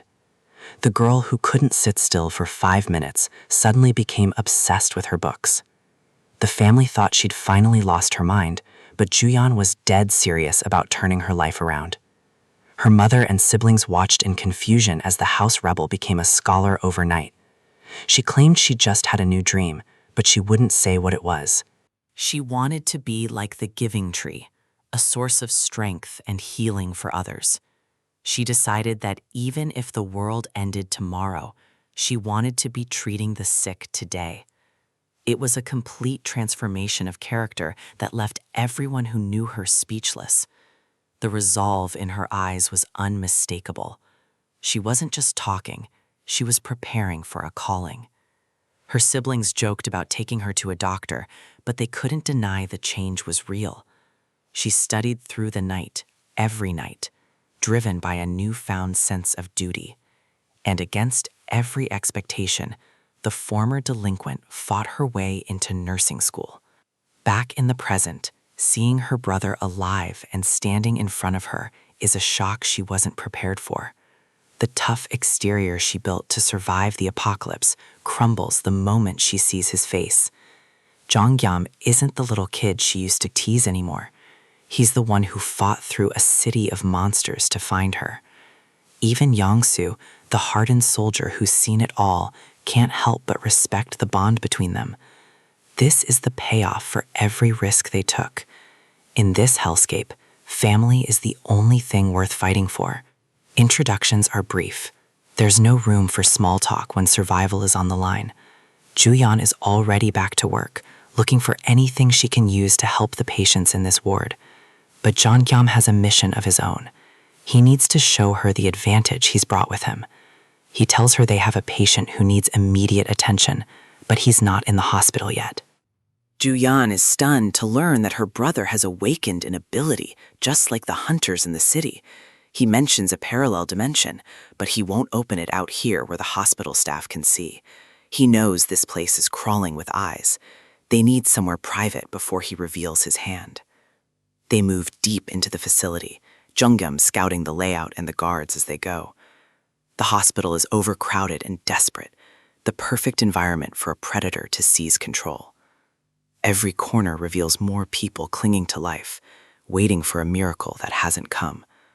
They reach the staff lounge. It's quiet enough for Jeongyam to reveal his secret. Youngsoo sticks to the shadows, playing the role of the silent protector while Jeongyam prepares. The door creaks shut, and the atmosphere shifts. The real power play is about to begin. Juyeon's jaw drops as the space around them bends and warps. She expected a storage locker, not a gateway to a massive hidden warehouse. But her attention is quickly drawn to the man lying on the floor. It's a soldier, bloodied and broken, far beyond what any normal first aid could fix. Juyeon moves instantly, her professional instincts taking over the moment she sees a life in danger. She can see the signs of torture. This man wasn't just hurt. He was systematically broken. Jeongyam watches her closely. He needs to know if his sister is as capable as he remembers. She reaches out, and the air begins to shimmer around her palms. Juyeon didn't just become a nurse, she awakened as a healer, and a powerful one at that. The green light flows into the soldier's wounds, knitting skin and muscle back together in seconds. She's still low level, and it's a massive drain on her energy, but she won't let him die. She stabilized him, but she knows he needs more than just magic. He needs food and rest. Jeongyam teases her, trying to lighten the heavy mood. Some sibling dynamics never die. With the patient stable, they finally sit down to talk strategy. The hospital is a powder keg. The parallel dimension is their ultimate tactical advantage. It's a sanctuary no one can breach. Jeongyam has drones, weapons, and enough supplies to outlast any siege. But the hospital is controlled by a corrupt hierarchy that uses hunger as a weapon. As Juyeon eats a real meal for the first time in weeks, she tells him the ugly truth about the management. She's been surviving on scraps while the people at the top hoard the best for themselves. The power dynamic is simple. Those who control the food control the lives of everyone in the building. A woman enters the lounge, another survivor who's been helping Juyeon keep things together. She's been trying to create a safe space, but it's a losing battle without resources. Juyeon turns back to her brother, her eyes filled with concern for the 300 people trapped here. Jeongyam wants to gather the family and move on, but he can see that Juyeon won't leave her post. She wants to stay behind. She knows if she leaves, the patients have no one left to protect them. She explains that the hospital is essentially a prison disguised as a refuge. The darkness here isn't coming from the monsters outside. It's coming from the director's office. Upstairs, the man in charge is watching. He's already seen the jeep and heard the rumors. The director, Sung Hak Jin, isn't worried about two newcomers. He's intrigued by them. He wonders if they're special forces or just lucky survivors with a good vehicle. Either way, he sees them as potential assets to be broken and brought into his fold. Sung Hak Jin, Director of Internal Medicine, a man who understands that in an apocalypse, medicine is a god complex. He knows he controls the food, and that gives him absolute authority over life and death. He doesn't care how strong the newcomers are. He has his own way of dealing with powerful abilities. He has an enforcer, a massive, silent beast of a man who makes sure the director's orders are final. His plan is to play nice, lure them into a false sense of security, and then strike. He's already ordering the barrier to be rebuilt. He wants to make sure no one leaves without his say-so. Back in the lounge, Jung Gyum is listening as Ju Yun reveals the director's secret weapon. He's been poisoning the food supply, using his ability to make the survivors physically dependent on him. He controls the awakened hunters by withholding the cure unless they do his dirty work. Ju Yun has been secretly stealing monastones, trying to level up her healing enough to break the toxin's hold. She's risking everything to save these people from a tyrant who wears a lab coat. She tells Jeondyum to get the rest of the family and run. She doesn't think they can win this fight. She believes the director holds all the cards because he holds the food. But she's forgotten who her brother is. Jeondyum listens to her fears with a calm, dangerous confidence. He smirks. The director thinks he can control people through scarcity? He has no idea that the man standing in his hospital has a literal warehouse of resources at his fingertips. Ju Yun stares at him, confused by his lack of fear. With a flick of his wrist, Jeongyum summons a mountain of food. The director's leverage just evaporated. The director is finally catching on. He knows Ju Yun's brother is moving more than just a few rations. He tries to play it cool, assuming they only have what a single military van can carry. He thinks the crowd will exhaust their supplies in no time, leaving them desperate. But his underling has bad news. The scale of the handout is far beyond their own stockpiles. The director pauses. His logic is failing. They should have run out of food hours ago. How can a single van hold enough to outsupply a hospital's entire logistics network? He realizes he's not dealing with a lucky scavenger, but a powerful ability user. The hospital search parties have to use trucks for their hauls, yet Jeongyum is doing more with less. He guesses it's a duplication skill or a way to manipulate the size of objects. Whatever it is, he wants that power. And if he can't have it, he'll eliminate it. He hands over a vial of poison. If the poison doesn't force a recruitment, then a simple execution is the backup plan. Under the cover of night, Jeongyum is moving with tactical precision. He's slipping rations to the patients, but his real objective is finding the director's enforcer. He knows he's being watched, but he hasn't spotted the target yet. Ju Yun said he'd recognize the man instantly. He's looking for someone who stands out from the starving crowd. He needs to find him before the director's next move complicates the mission. Back in the lounge, he discusses the plan with Ju Yun. He intends to neutralize the director's greatest asset. Ju Yun is skeptical. She knows exactly how dangerous the poisoned ability users can be. She describes the strange, almost mundane powers some possess, like resealing cans or doing laundry telekinetically. Jeongyum isn't impressed. He's looking for a real threat, not a utility worker. Then she mentions the one exception, the one man who actually matters in a fight. His name is Hyunggu Song. He's the reason the hospital is still standing. He traveled across a scorched city just to reach his mother. His motivation is as strong as his body. Jeongyum listens intently. This is the man he needs to either win over or put down. Hyunggu isn't just strong, he's a force of nature. He built the car barricades outside with his bare hands. Suddenly, a massive figure looms in the hallway. The sheer size of the man confirms his identity. He's been sent to intercept Jeongyum. The mental conditioning is clearly visible in his vacant, controlled stare. Hyunggu recognizes him as Ju Yun's brother, but his words are cold and rehearsed. Jeongyum remains calm. He's been waiting for this meeting.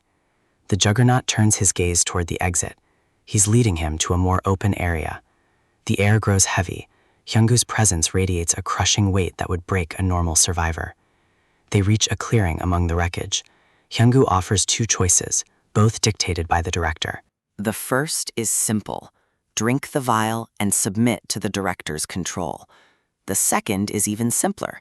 Refuse and die right where he stands. Jeongyum isn't one for ultimatums. He knows he can't outrun a man who throws cars like toys. He looks at the massive enforcer and decides it's time to introduce a third option. Option 3 is simple. Hyunggu is the one who gets trapped. The big man doesn't understand. He thinks physical strength is the only currency in this apocalypse. He lunges forward, a massive fist aimed directly at Jeongyum's head. The strike connects, but it hits a shimmering energy barrier instead of flesh. Hyungyu is confused. He's never seen a defense that can withstand his full power. Then he notices the drone hovering above him. It's a tactical distraction.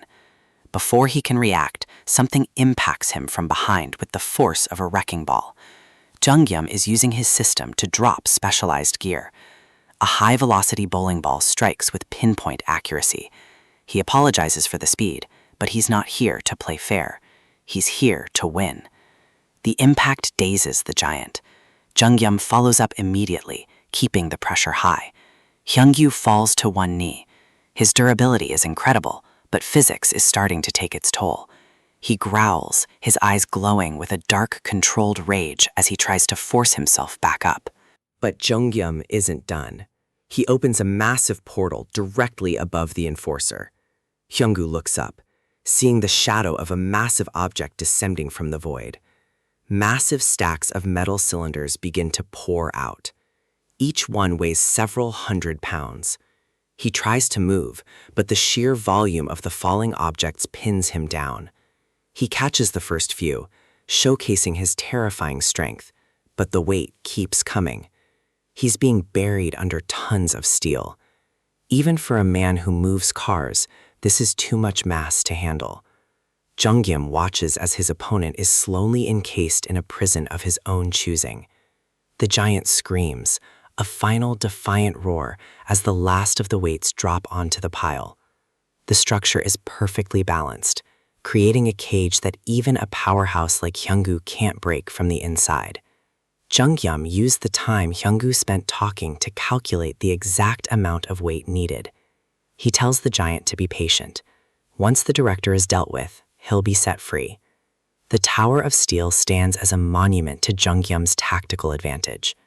He walks away from the wreckage, confident that his trap will hold. He heads back toward the hospital entrance. The first part of the plan is complete. He lets out a sigh of relief. Dealing with that much physical power is exhausting, even with a system. Juyeon is waiting for him. She heard the booming sounds of the falling steel. He confirms that he met the enforcer and handled the situation quietly. He points back toward the wreckage. Hyunggu is temporarily out of the picture. She stares at the massive silhouette of the metal tower. She can't believe he managed to restrain him. Her expression shifts to worry. There's another problem they need to address immediately. She asks what exactly happened out there, sensing that the danger isn't over yet. They are interrupted by footsteps. Someone is approaching from the darkness of the hospital wing. It's Young-soo. He was supposed to be finishing the food distribution, but something is wrong. He's staggering, his hand clutching his head in obvious pain. He looks feverish, his movements jerky and uncoordinated.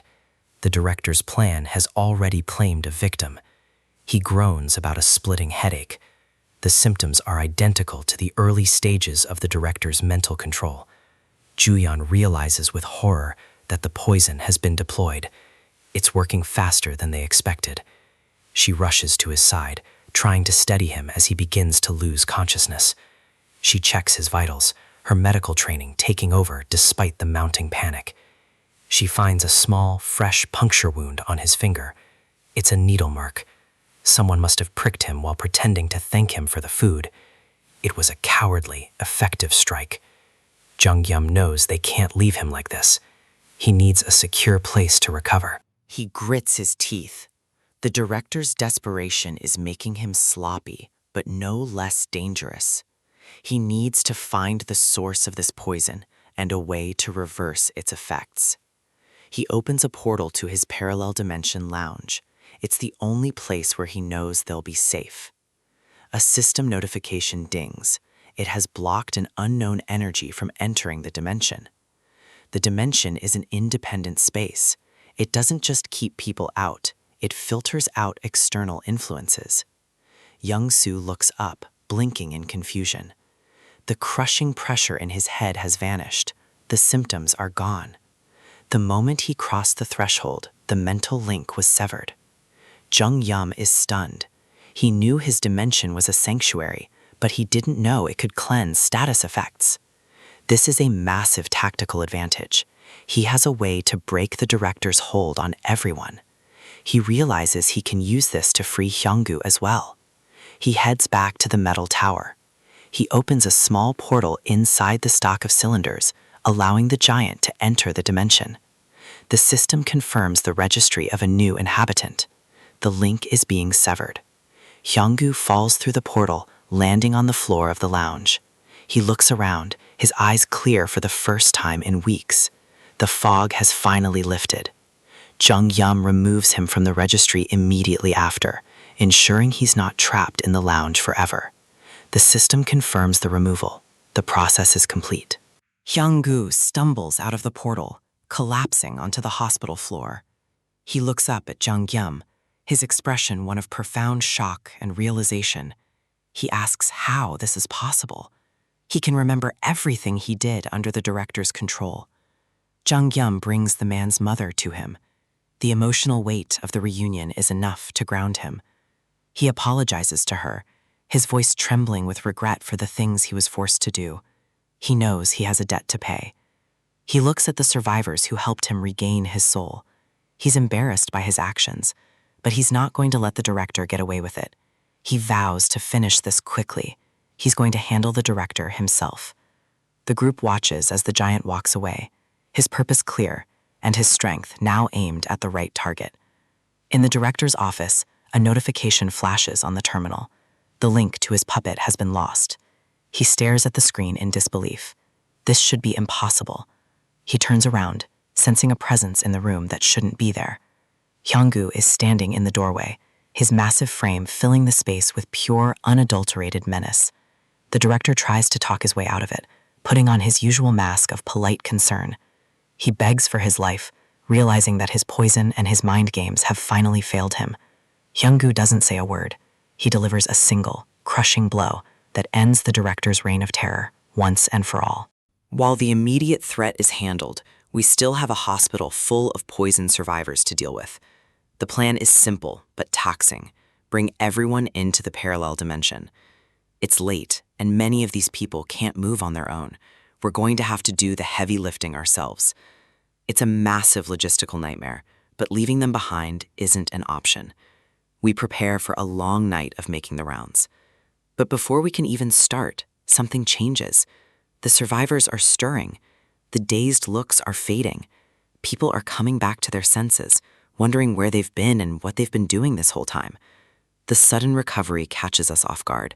It's like a spell has been broken across the entire ward. The confusion is palpable, but it's a relief. The poison's hold is weakening. Then, a heavy step echoes through the hall. Someone is approaching. Hyunggu returns, looking like he's walked straight through a slaughterhouse. He's covered in blood, but the grin on his face tells the whole story. He's neutralized the source of the problem. He bows deeply, offering his sincere gratitude for saving him and his mother. The doctor won't be a problem anymore. Looking at the state of him, I don't even want to know the details of how he took care of things. The results speak for themselves. I offer a quick apology for the bowling ball incident earlier.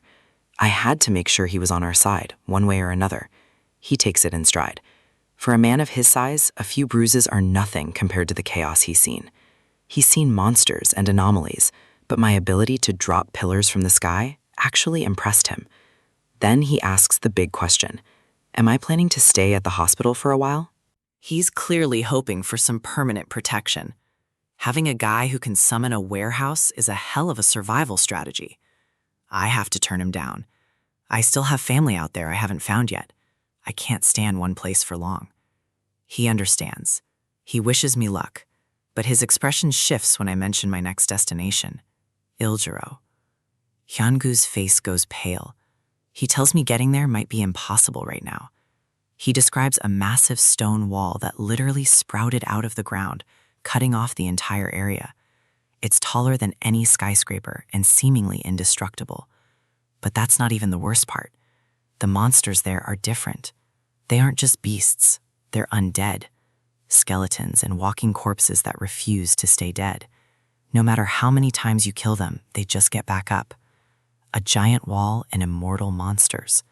Iljiro has turned into a literal fortress of the damned. It sounds like a nightmare, But I'm not actually that worried about my second sister. Knowing her, she's probably ragdolling those skeletons without even breaking a sweat. She was always the toughest of us. Still, the intel is valuable. The world is changing faster than we can keep up with. Suddenly, a notification pings.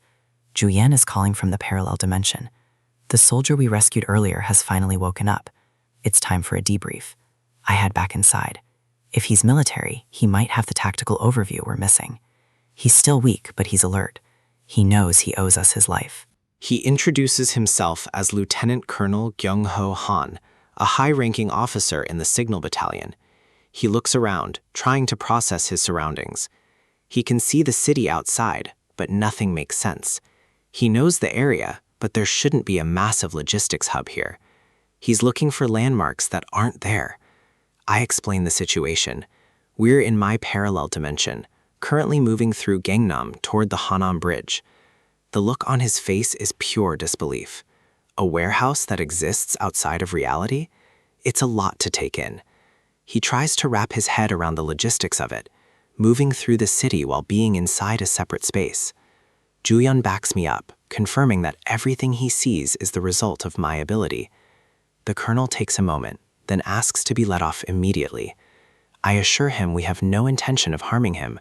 We're the ones who saved him, after all.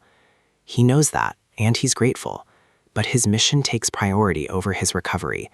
He needs to reach the Joint Chiefs of Staff HQ as soon as possible. Whatever he knows, it's urgent. I can see the weight of the world on his shoulders. If a lieutenant colonel is this desperate, the situation is worse than I thought. I make him a deal. I'll let him go, but only on one condition. He needs to eat, and he needs to tell us exactly what's going on out there. Information is the only currency that matters now. He hesitates, bound by military secrecy, but his hunger is clearly winning the battle. I decide to sweeten the pot. If toast isn't enough, I have better options. I summon a full spread. Pizza, waffles, fried chicken, things that shouldn't exist in an apocalypse. The smell alone is enough to break his resolve. He hasn't seen real food in days. He starts eating, and the story begins to pour out. It all started simultaneously, all over the world. It wasn't just monsters. The very terrain, the animals, and even the insects turned into infernal things. They were merciless, attacking everything in sight. The world as we knew it ended in a matter of hours. The government tried to fight back. They gathered awakened fighters and formed specialized units. For a while, it worked. They were taking down monsters efficiently and regaining some stability. But then, the beast appeared. A dragon that conventional weapons couldn't touch. Guns, grenades, explosives, nothing worked. It was a force of nature that wiped out entire bases. They called for aid, but the response never came. The command centers had gone dark. It was bizarre. Even while other bases were fighting for their lives, the main headquarters remained silent. They were forced to make a desperate move. They had to reach the DCC, no matter the cost. The dragon chased them relentlessly, picking off his men one by one as they fled through the ruins. They recruited every able fighter they found along the way, just to have a chance at reaching the center. When they finally arrived, the place was deserted. But the reason was far more sinister than a monster attack. They found documents, detailed plans for a coup d'etat. The military wasn't just failing, it was being dismantled from the inside. The awakened people they had recruited turned on them. They killed the soldiers and took control of the facility. A coup during the apocalypse. It's the ultimate betrayal. Someone is using the chaos to seize absolute power. The colonel believes the commander of the DCC has joined the rebels. They're working stealthily, cutting off communication to the government. He needs to get the word out. If the rebels solidify their hold, there won't be a civilization left to save. I take it all in. Human greed really is the one thing that survives the end of the world. I agree to drop him off once we cross the bridge. Until then, he needs to rest and recover his strength. He thanks me, but I can see the suspicion in his eyes. He's wondering how we managed to survive out here. If we saved him, it means we had to cross paths with that dragon. He can't fathom how we outran it. He's trying to gauge my power level. In this new world, everyone is a potential threat or a potential asset. I keep my cards close to my chest. He doesn't need to know everything about my warehouse just yet. The meal continues in a tense silence. We're allies for now, but the world is getting smaller and more dangerous. The transition is sudden. The calm of the warehouse is about to be shattered. The colonel flinches. He feels it before he sees it. Something is wrong. The air pressure in the dimension shifts. Outside, the sensors are screaming. We've got company. The colonel looks terrified. He knows that presence. It's the same feeling he had before his unit was wiped out. He warns us, his voice trembling. There's a monster right in front of us. I don't hesitate. If it's in our way, it's a target. The team snaps into action. We've handled threats before, but this one feels different. The colonel can't believe our lack of fear. He thinks we're walking into a death trap, but he doesn't know what we're capable of. He's about to see a different kind of warfare. The beast looms large, a massive shadow against the ruined city skyline. It's an orc, but bigger and more mutated than anything we've seen so far. It roars, a sound that vibrates through the very walls of the warehouse dimension. But before it can even finish its challenge, a massive pillar of steel slams into it from above. Welcome to my world. The power of a 20-kilogram weight plate at terminal velocity isn't something most monsters can survive. It's simple physics applied through a supernatural lens. Colonel Han can barely process what he's seeing, a barrage of gym equipment turned into lethal projectiles. He's frozen in mid-bite, watching an orc get obliterated by a stack of iron plates. But I'm not done showing off the tactical utility of my parallel dimension. With a single command, a military vehicle materializes through a portal, ready for deployment. Logistics win wars, and my inventory is the ultimate supply chain in this apocalypse. I tell him to enjoy the rest of his meal. We have ground to cover. Time to move. Every second spent idling is a second my family is left in danger. To Han, this looks like a god-tier ability, but to me, it's just efficiency. The monsters in the street are nothing more than obstacles to be cleared from our path. One strike, one clean kill, no wasted movement.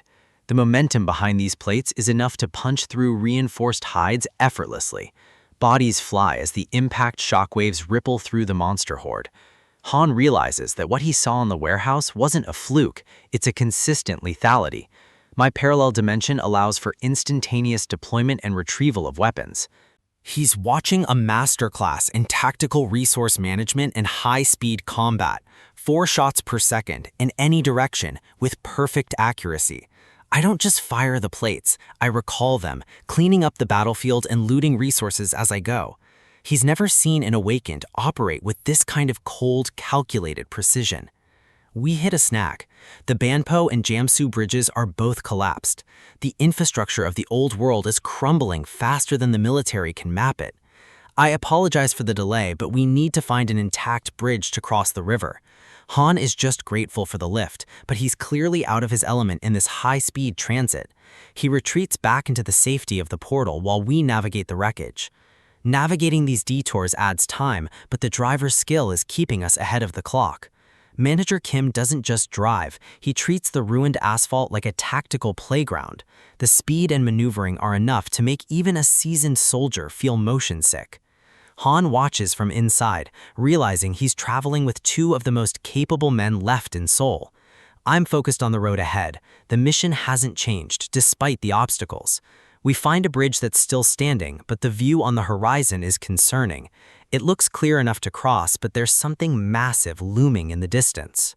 A structure is rising above the skyline, catching the light in a way that feels unnatural.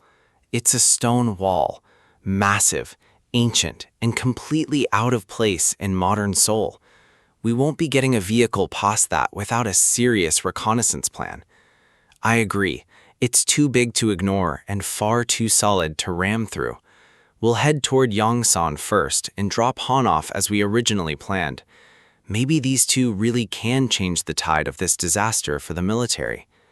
We reach the drop-off point. The sun is setting on a world that's no longer recognizable. Han offers his heartfelt thanks. He knows he'd be dead in that warehouse without this intervention. I tell him it's fine. We had a deal, and I always fulfill my end of the bargain. My focus shifts immediately back to Uljiro. The real work begins now. But first, I need to check my system progression and resource count. 427 mana stones. I'm less than halfway to the next major level up. Precise delivery level 2 is within reach, but I need a significantly bigger haul. 2 more hours of intensive hunting might do it if the density of monsters stays high. Before I can leave, Han throws a curveball. He wants us to join the government's forces. They're offering resources, mana stones, and official support for awakened fighters. I give him a polite smile, but my answer is already decided. Family is the only priority. I'm not becoming a pawn in a failing bureaucratic system. Besides, I can harvest all the mana stones I need on my own terms without their oversight. Han looks disappointed, but he understands where my loyalties lie. I pivot back to the helicopters. If they won't give them up for food, I need to know the price. He admits they're strategic assets, but for someone with my firepower, they're willing to negotiate. There's always a condition. Nothing is free in a world that's falling apart. Meanwhile, at the military command center, the atmosphere is increasingly grim. Most of the infantry divisions have been lost. The map is covered in red zones. The government exists in name only. The military is holding on by a thread. The lieutenant general sees only dark times ahead for the survival of the nation. A knock at the door interrupts his brooding thoughts. An officer enters with news of an unexpected visitor. A survivor from the 50th Signal Battalion has arrived at the gates. The general is stunned. That battalion was thought to be completely wiped out days ago. He clenches his fist. The survival of even one man is a miracle they desperately need. The survivor salutes.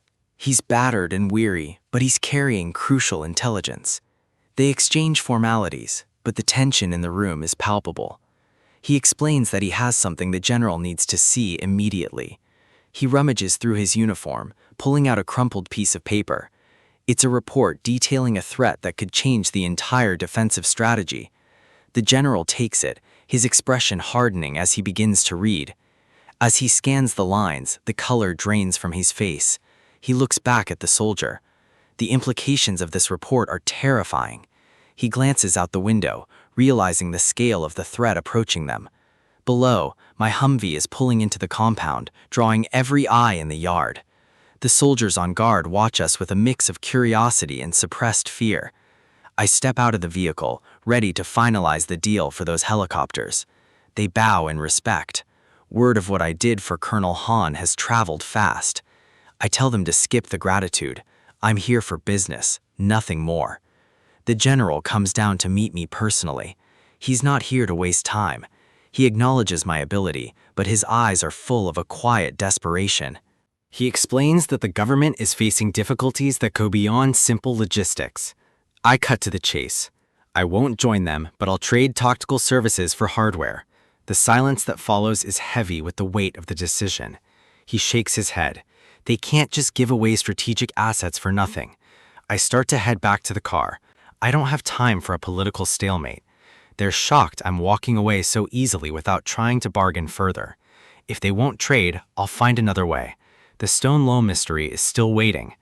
A knock on the window stops me before I can pull away. The general leans in. He has a different request, one born of necessity. If I can help them with a specific high-risk problem, the helicopters are mine. We head towards Seoul Station. The signs of a brutal battle are everywhere. A convoy of military trucks follows us. This is a full-scale operation now. I keep my eyes on the road, staying calm while the soldiers around me tense up. The contrast between my composure and their panic is becoming very sharp. They've lost contact with the reserve forces at the station and need a rescue. The problem isn't just the sheer numbers, it's the nature of the monsters themselves. Skeletons. An entire army of them has occupied the station grounds. They aren't physically imposing, but they are unnervingly relentless.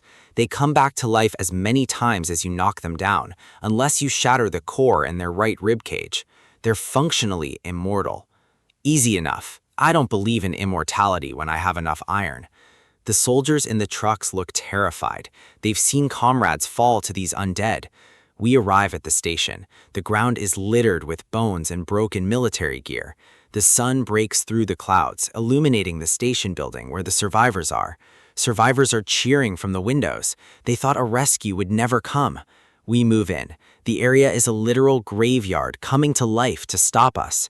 I give a thumbs up to the driver. It's time to clear the path and earn those birds. The trucks move into defensive positions, providing a temporary perimeter.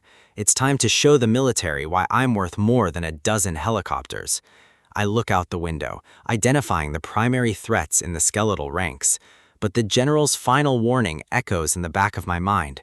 There is one entity among the skeletons that stands completely apart from the rest. A boss-level entity that rarely shows itself but commands the entire horde, the Skeleton Knight. I'm told to avoid fighting it at all costs, even if it means retreating, because against this monster, standard attacks are completely useless. The survivors are on edge. They've seen what's coming, and the weight of the situation is starting to sink in. In the driver's seat, the tension is visible. They're facing a threat that doesn't care about military rank or heavy armor. Yang Yam watches the road ahead. Something is blocking the path, and it isn't just another mindless monster. A portal hums in the distance, a beacon of blue light in a world that's turned dark and gray. Standing before them is a figure straight out of a nightmare, clad in ancient plate armor and holding a shield that has seen centuries of war. Red light glows from within the helm.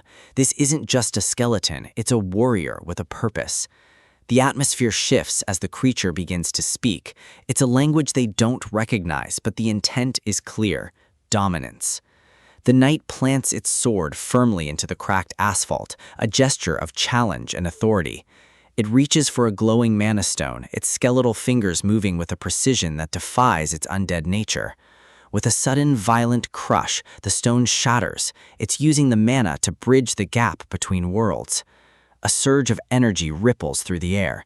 The knight stands taller, its presence expanding as the mana takes hold. The monster speaks again, but this time the words are in a language they can understand. It's chillingly civil. He introduces himself as Gwaine, one of 12.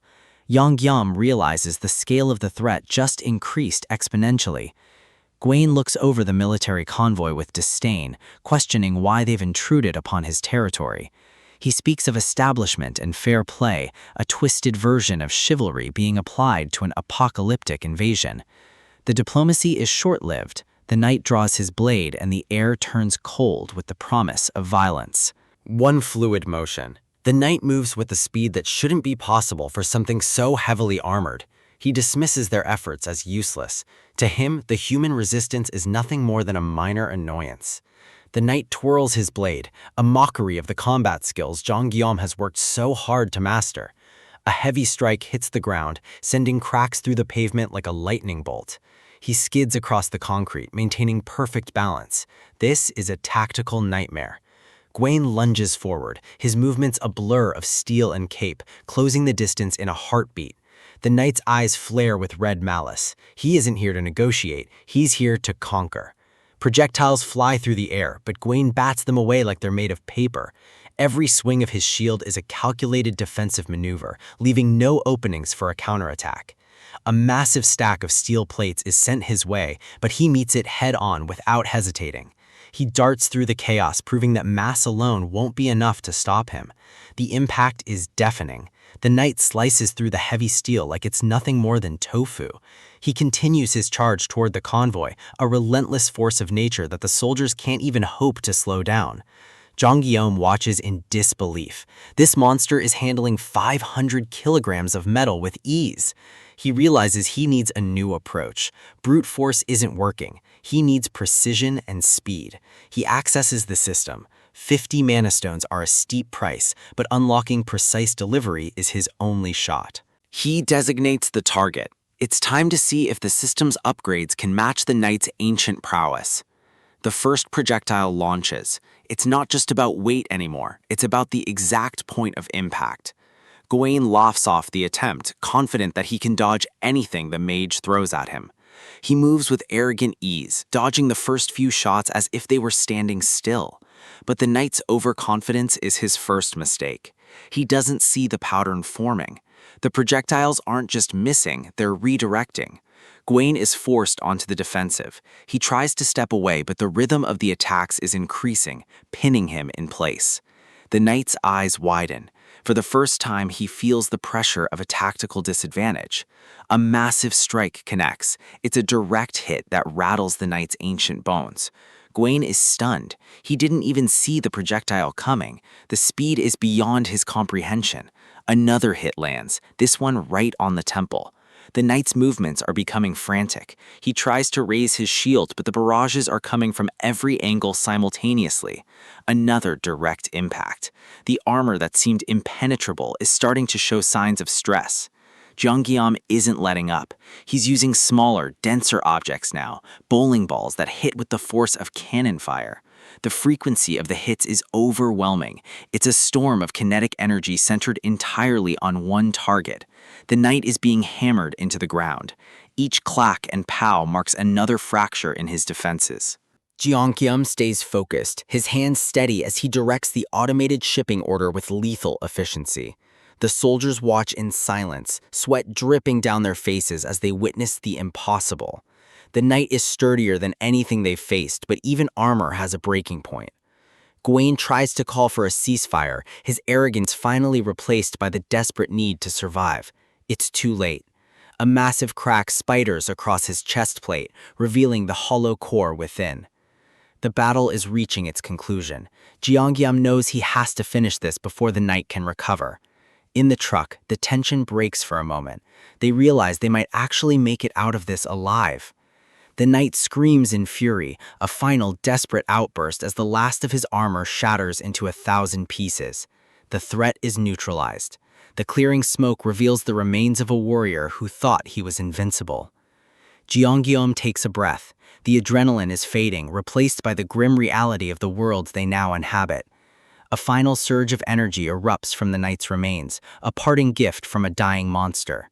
The explosion is brilliant, lighting up the gray skyline with a flash of supernatural power. The knight's skull lies shattered on the pavement, its red eyes finally extinguished. With his final breath, the knight acknowledges the mage's strength. It's a warning as much as a compliment. He warns that his death is not the end. They give their all for the Skeleton King. As the remains settle, valuable items drop onto the road, the system reward for a critical kill. Jeongeum uses his skill to pull the loot toward him. He needs every advantage he can get. The items fly through the air, glowing with the same blue light as the portals that brought them here. System notification: 2 large mana stone fragments and 1 enchant stone obtained. This is a massive haul. The soldiers are stunned. They've never seen someone take down a monster of this caliber so decisively. The realization hits them. Jeongeum isn't just a survivor, he's a game changer. Tanks and artillery couldn't even scratch that armor, and yet one man with some bowling balls just tore it apart. A cheer goes up from the trucks. For the first time in a long time, these men feel like they're on the winning side. The sun breaks through the clouds, shining down on the battlefield like a sign of hope. The director looks on, his expression a mix of relief and intense tactical calculation. He approaches Jeongeum, pleading for him to join their ranks officially. They need power like his. But Jeongeum has other priorities. His family comes first, and no military rank will change that. The pressure of their expectations is heavy. They see him as an ally, but he sees himself as a man on a mission. He knows the truth. This knight was just one of 12. If there had been 2, he would have failed. He reflects on the knight's final words. Dying here does not mean we perish. What kind of immortality are they dealing with? He analyzes the combat data. The rapid-fire bowling balls were the key. High-velocity impact beats pure mass every time. The laws of physics are breaking down, but logic still has a place in this new world. The director mentions Oljiro. It's the location where Jeongeum's sister is supposed to be. Something strange is happening there. Castle walls are being erected, and they've already lost a recon unit. The director turns, his voice lowering as he shares the latest intel from their aerial surveys. They found signs of human activity inside the walls. His family might still be alive. Jeongeum isn't worried about his sister's safety. He knows she's more of a monster than anything the system can spawn. The walls are growing inward, forming a roof. If they don't move now, the entire area will be sealed off. They reach the hangar. The military is willing to lend him a helicopter to get there before it's too late. Jonghyun prepares for the next leg of his journey. The stakes have never been higher.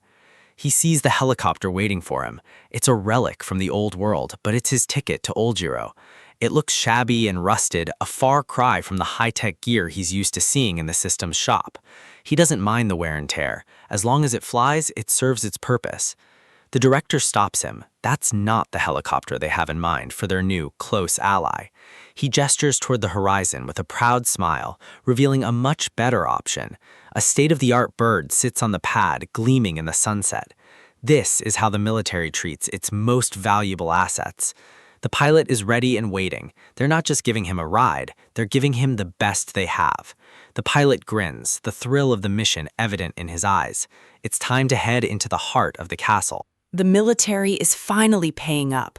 They're calling us heroes and handing over a Black Hawk. But in this world, an ally is just someone you haven't outlived yet. Generosity doesn't exist in the apocalypse. This is a tactical investment, and we're going to take every resource they offer to get the job done. The commander is hesitant.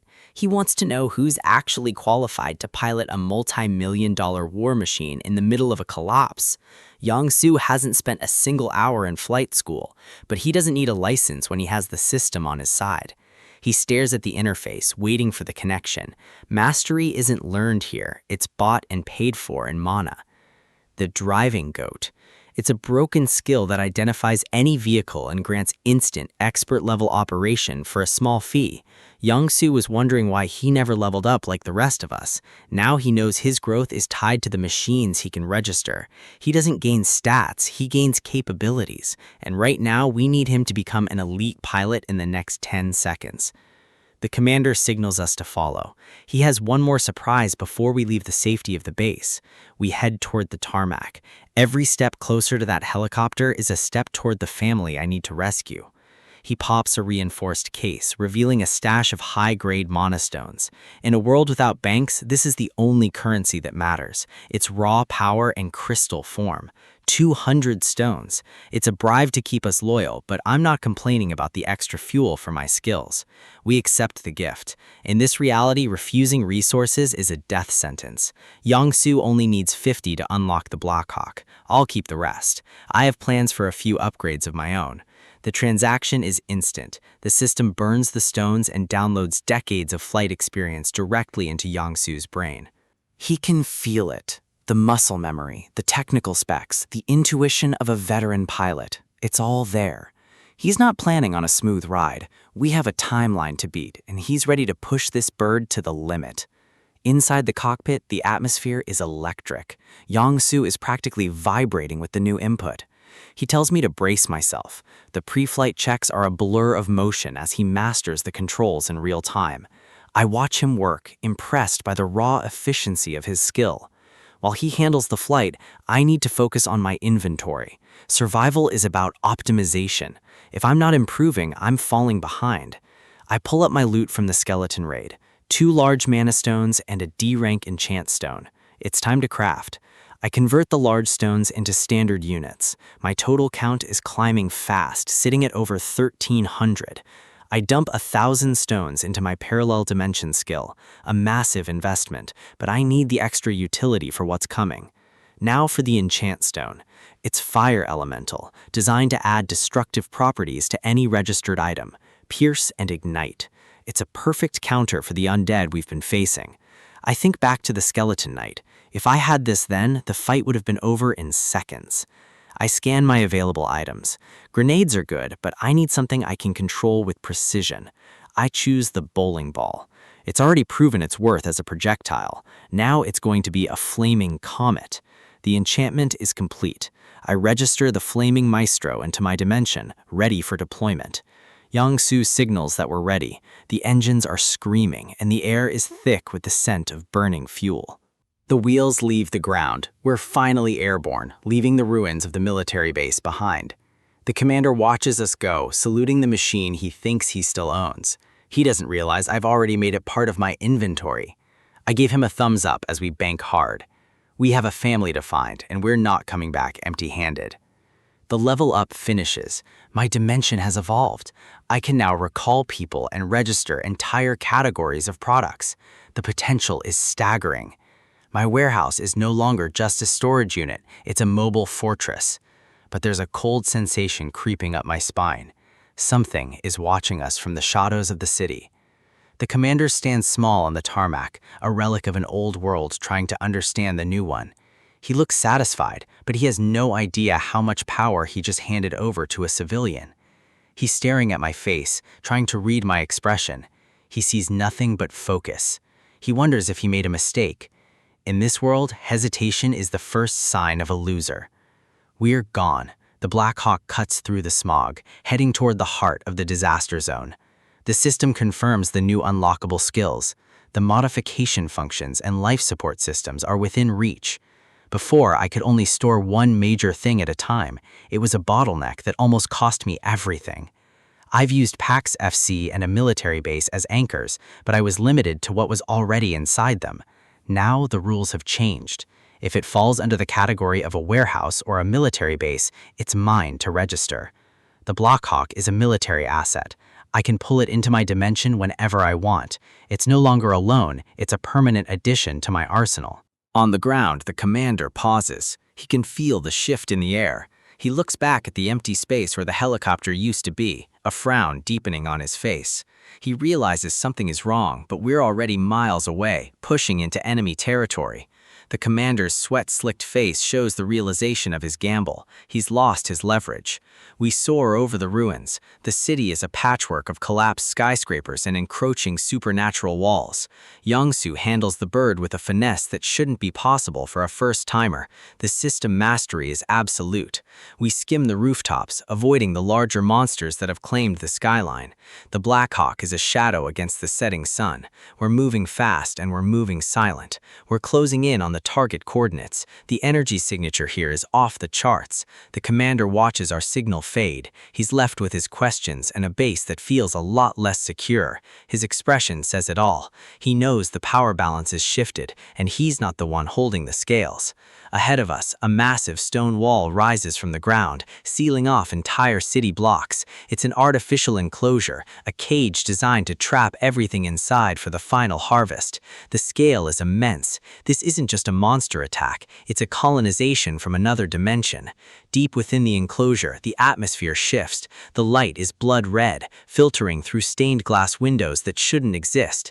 A throne room, a king of the dead sits in the darkness, overseeing the collapse of our world. This is a high-ranked being who sacrificed his own power just to cross the threshold into our reality. He's frustrated. The mage who killed his knight is an anomaly he didn't account for. Only rank 8 and below can enter Earth normally. For him to be here, he had to downgrade, making him vulnerable. He's heard the final message from Gwaine. The intruder didn't want to talk, he only wanted to destroy. Another skeleton knight, Lancelot, waits for the command to execute. He's eager to prove his worth. The plan is simple. Occupy the land before the restrictions lift. It's a race for territory in a dying world. But the king isn't in a rush. He knows the harvest is nearly complete, and soon nothing will be able to stop them. One lost knight is a shame, but mana stones are plentiful. They can always build a new army. Lancelot reports that more humans have entered the castle grounds. The king dismisses them as mere toys. To him, we're just food to feed Camelot. He has no idea what's actually flying toward him. Outside, a bat monster screeches as it's caught in a battle it can't possibly win. It's blasted out of the air by a force so concentrated it doesn't even leave a corpse. We arrive over the target zone. The helicopter's rotors kick up dust and debris as we hover over the ruins. Youngsu is sweating. He tells me landing isn't feasible. The ground is a literal war zone. I offer to recall the helicopter into my dimension if he can't find a spot. I'm not losing this bird today. He tells me to look down. He spotted something that doesn't make sense. Below us, a battle is raging in the streets. But it's not a human army fighting the skeletons. A skeleton knight is locked in a desperate struggle against a monster that's moving too fast to track. Lightning crackles off a blade, illuminating the chaos below. I see a silhouette through the smoke. It's a woman, and she's fighting with a raw power that's terrifying to behold. I recognize that stance, the way she carries herself, even in the middle of a literal apocalypse. Her fist clenches, glowing with an internal heat that matches the mana stones.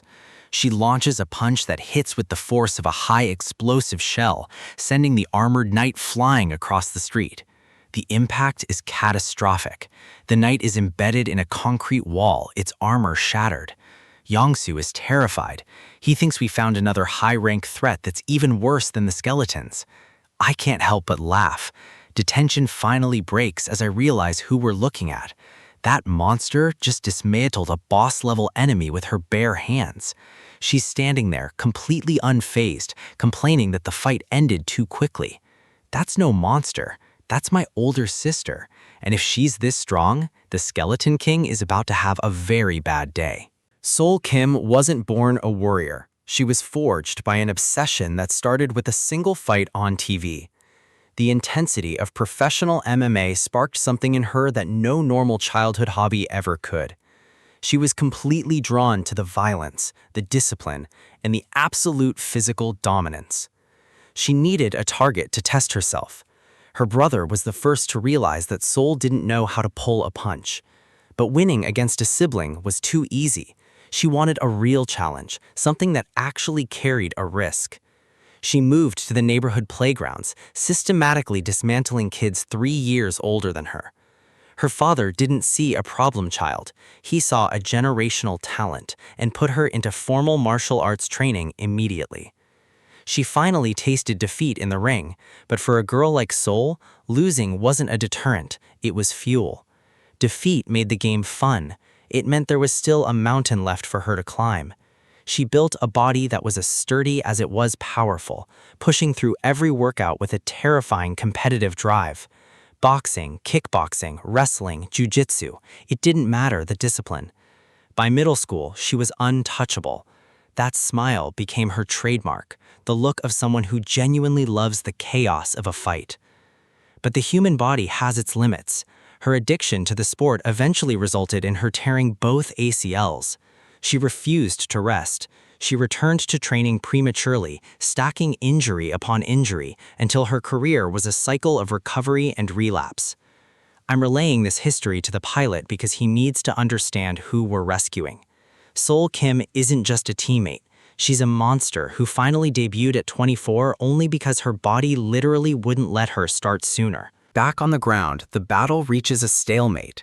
Lionel, a high-ranking undead knight, is struggling to land a hit.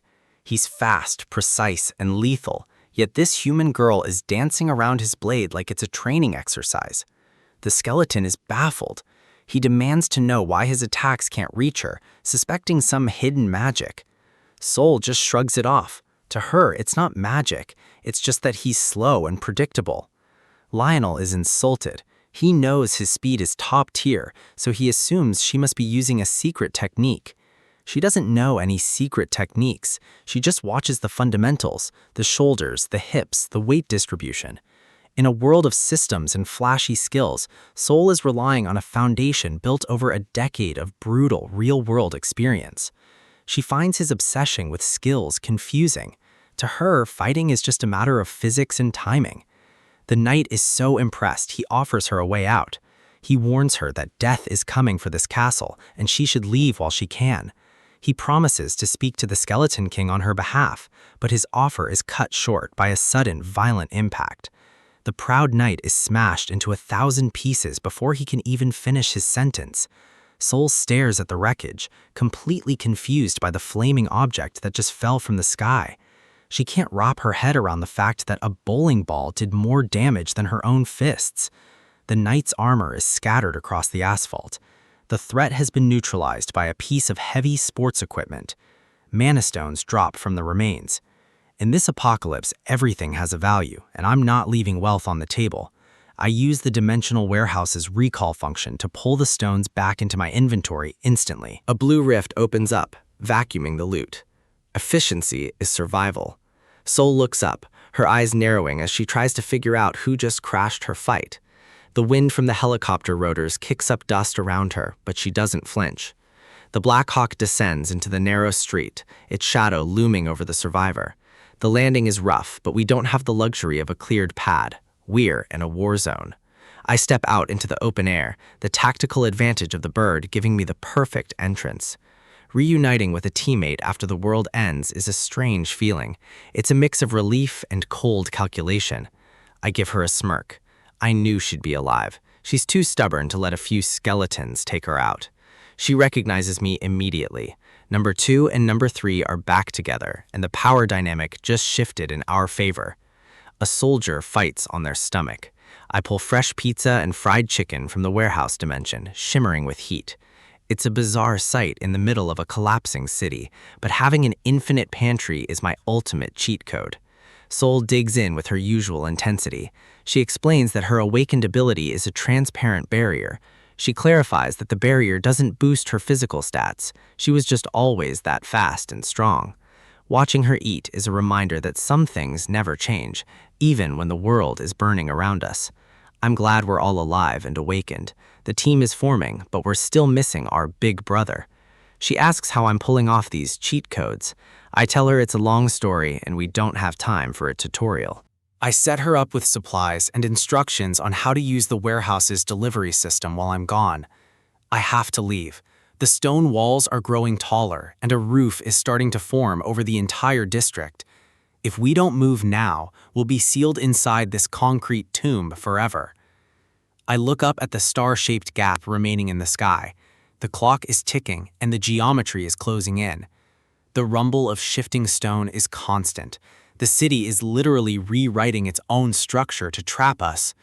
The light is fading. We're losing our window for an aerial exit. I need more mana stones to keep this operation running, but the immediate priority is getting the bird back in the air. The cost to transport heavy military gear like a Blackhawk is astronomical, 15 stones per shipment. I've used most of my reserves. I only have 36 mana stones left. I can't afford to be careless. If I try to store the entire castle to clear the path, I don't even know if it would fit, or if I could afford the mana cost. Worse, what if the system tries to store the entire surrounding area along with it?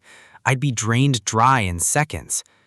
I have to find a way to break the seal without bankrupting my inventory. The pilot is looking for an opening. The roof isn't opening, it's tightening. I'm forced to consider the most dangerous options. The system interface confirms my dwindling resources. Total mana stones, 36. This is a tactical nightmare. Leveling up is going to get harder from here. I need a massive win to restock. Sol mentions the skelly I smashed. She says she was telling the truth about the danger. He mentioned a skeleton king. If there's a king, there's a central core. And where there's a core, there's a massive hoard of mana stones. The knight offered to let her go by speaking to the king.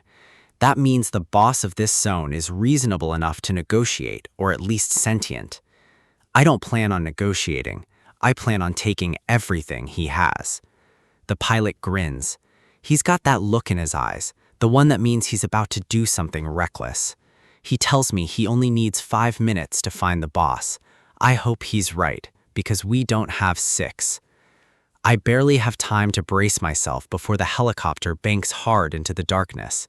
We're flying low through the corridors of the city-turned castle, rotors screaming against the stone walls. The pilot is laughing. He's a pro, but this kind of flying is absolute insanity. Deep in the throne room, the atmosphere is heavy with ancient malice.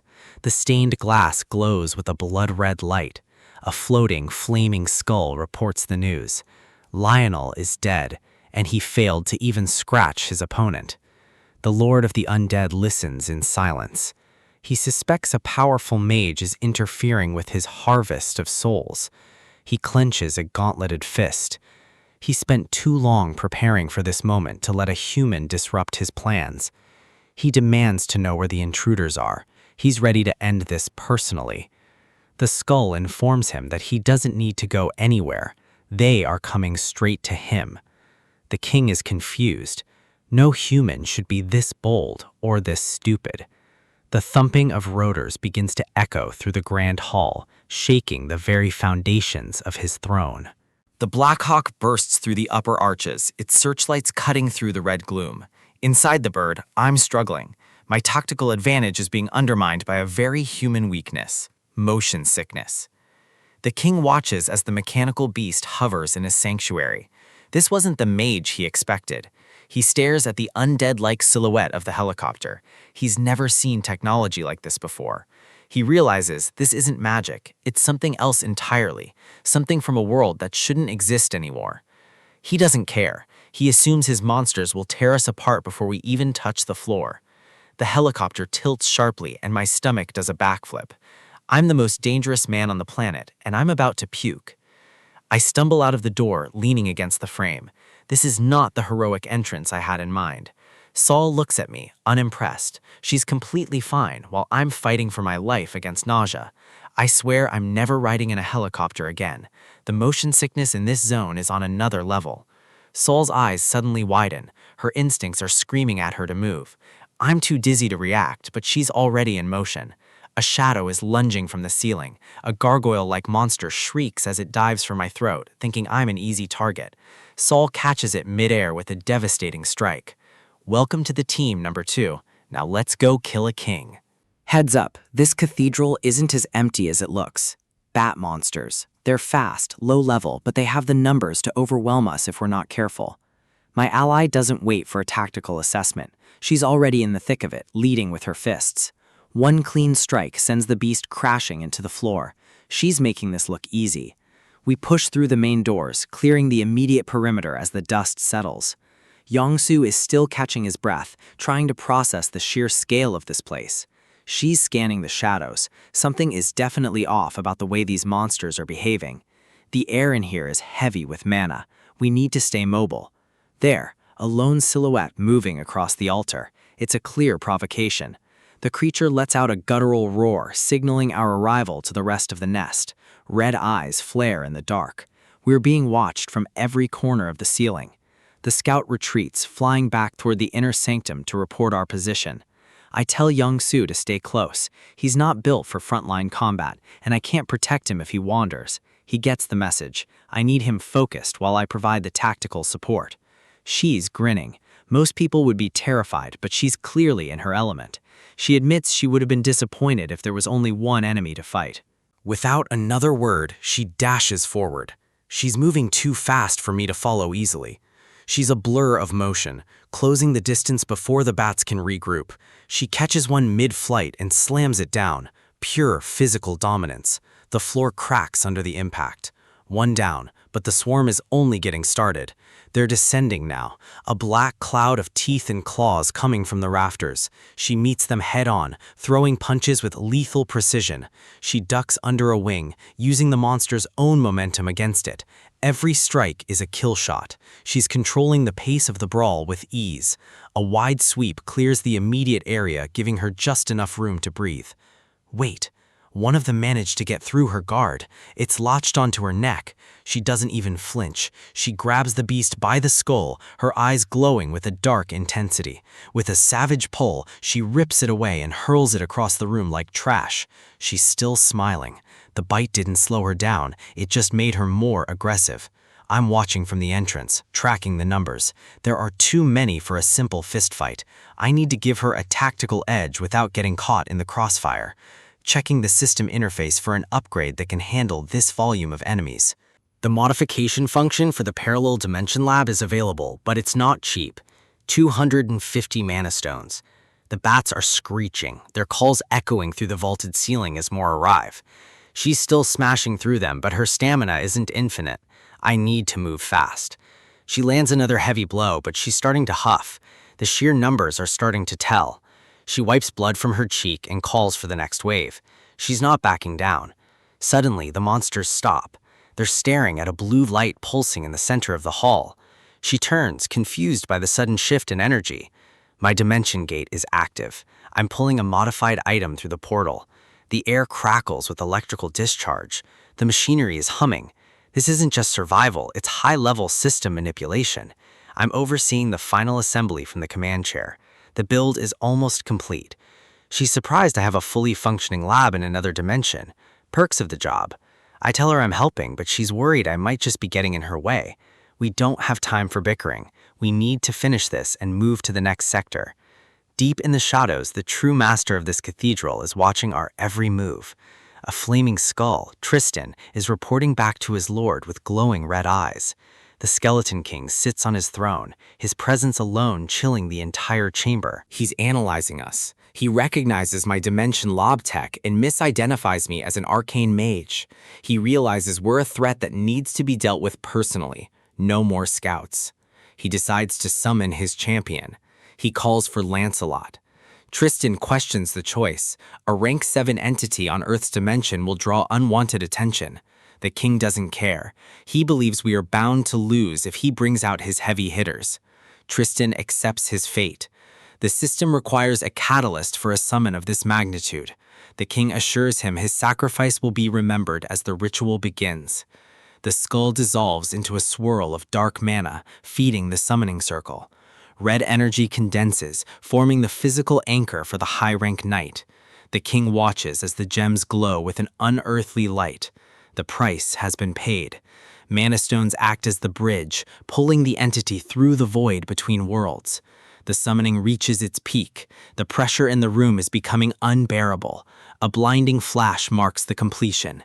The champion has arrived. Back at the portal, my item modification is finally finished. It's exactly what I planned. I've combined a heavy baseball bat with industrial-grade electrical components. The result is a semi-rare electric mosquito and bug killer, perfect for swarms. She takes it, liking the weight and the way it hums with high-voltage power. She gives it a test swing. The air crackles with every movement. It's a cheat code. She's impressed, but I remind her that combining items lowered its overall rank. Even with the minus stats, it's still more effective than fighting with bare hands. I notice her scratching her neck again. The bite from the bat monster is clearly irritating her. She says it started itching right after we stepped out of the parallel dimension. I ask if she has any urges to bite me. Tactical health check is mandatory in these situations. She tells me she just wants to hit me. That sounds like her usual self, so we're good for now. She makes me promise to kill her before she loses her humanity if she does turn, but the conversation is cut short as the Skeleton King finally addresses us directly. He calls me a noble mage and mocks our presence in his humble chamber. The atmosphere shifts instantly. This isn't a minor encounter anymore, it's a boss fight. He demands to know why I'm intruding on his territory. He thinks I'm here for money. She's just glad we didn't have to look for him for long. Efficiency is key. The king isn't interested in our jokes. He wants answers we don't have. He mentions arcane again. I have no idea what he's talking about, and neither does she. He realizes we're not looking to talk. Fine by us, we came here for action. He calls out Lancelot's name, and the knight steps into the light. The armor is terrifying. She's ready. She's been itching for a real fight, and she finally found one. She tells me to stay back and not interfere this time. She wants this kill for herself. She charges. Her focus is absolute, her intent purely lethal. The modified bat meets the knight's blade. The impact creates a massive shockwave. Electricity flares and dust kicks up, obscuring the battlefield for a split second. Metal grinds against wood. The bat is holding, but the sound it's making is concerning. She realizes the weapon is failing. Even with my barrier, the structural integrity is compromised. She tries to adjust her stance, but the knight's counterpressure is too high. With one powerful slash, Lancelot shatters the bug killer into pieces. She stares at the broken handle. A semi-rare weapon shouldn't have broken that easily. She looks up, realization hitting her hard. This isn't a fair fight. It wasn't the weapon's fault. This guy is just on a completely different level of power.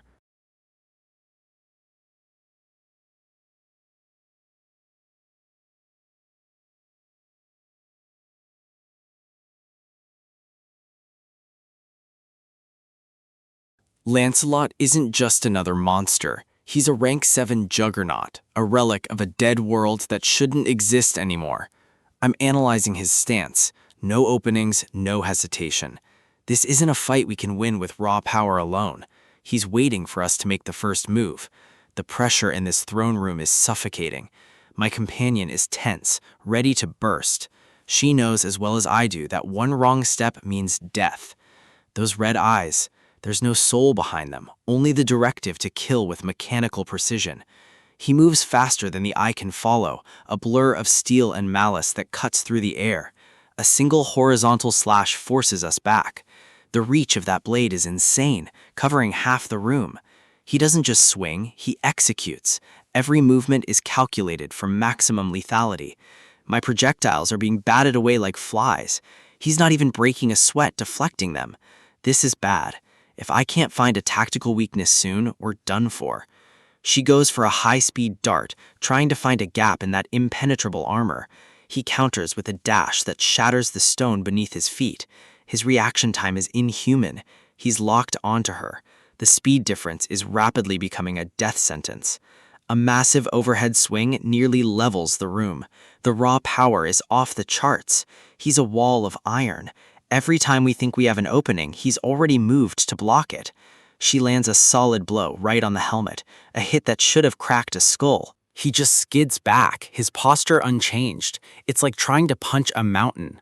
Another heavy impact. We're throwing everything we have at him, but it's not enough, not even a scratch. That rank 7 rating isn't just for show, it's a literal barrier. I trigger a massive explosion, hoping the heat will do what blunt force couldn't. He tumbles through the air, but he's already adjusting his weight mid-flight. He lands perfectly. The smoke clears and he's still standing, completely unfazed by the blast. He's coming back for more, relentless, tireless, a machine built for war. I'm starting to sweat. My strongest items aren't even leaving a dent on this guy, and the Skeleton King is just sitting there, enjoying the show from his throne. I pull her back into the barrier. We need to stop wasting energy on a fight we can't win. Lancelot stops the moment his master gives the word. Absolute, terrifying obedience. She's furious. This isn't a duel, it's an execution by proxy, and we're the targets. We're trapped. The throne room is a cage, and Lancelot is the lock we can't pick. The Skeleton King looks down on us from his high seat, bored by our struggle. He thinks he's already won. He's just waiting for us to tire ourselves out. Lancelot tests our defenses. The barrier rattles under the weight of his blade. It won't hold forever. Every strike is a countdown to our inevitable end. My companion looks at me, searching for a plan.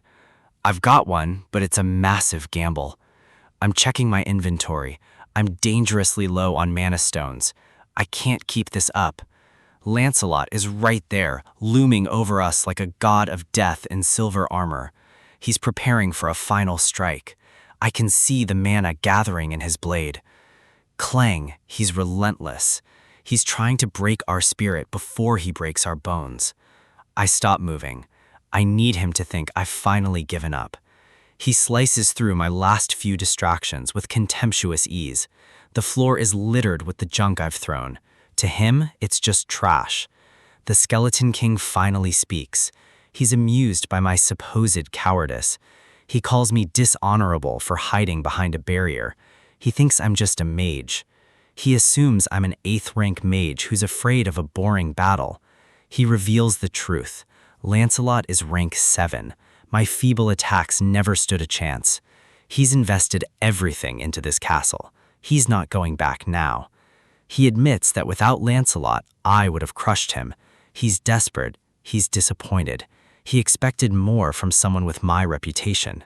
He looks at the pile of items I've used. He's confused by my fighting style. He doesn't understand why I'm wasting items instead of using magic. He's looking closer now, trying to figure out exactly what I am. He thinks magic is more efficient. He doesn't realize I don't have a choice. Lancelot is still there, a silent threat waiting for the order to finish us off.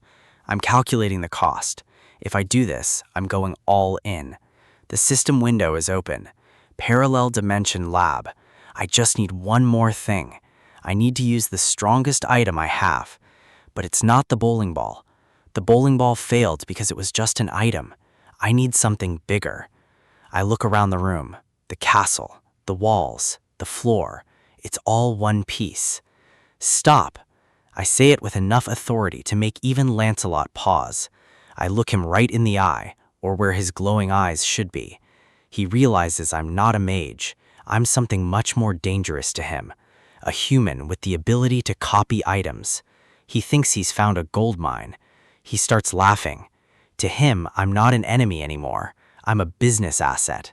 He tells Lancelot to stand down. He wants to talk business and partnerships. He wants us to be partners. He's already spending the profit in his head. He starts explaining how this castle works. He's too arrogant to keep his mouth shut. He mentions the enchant stones, the very things I need to upgrade my gear. He reveals the castle itself is an item called Camelot. That was his biggest mistake.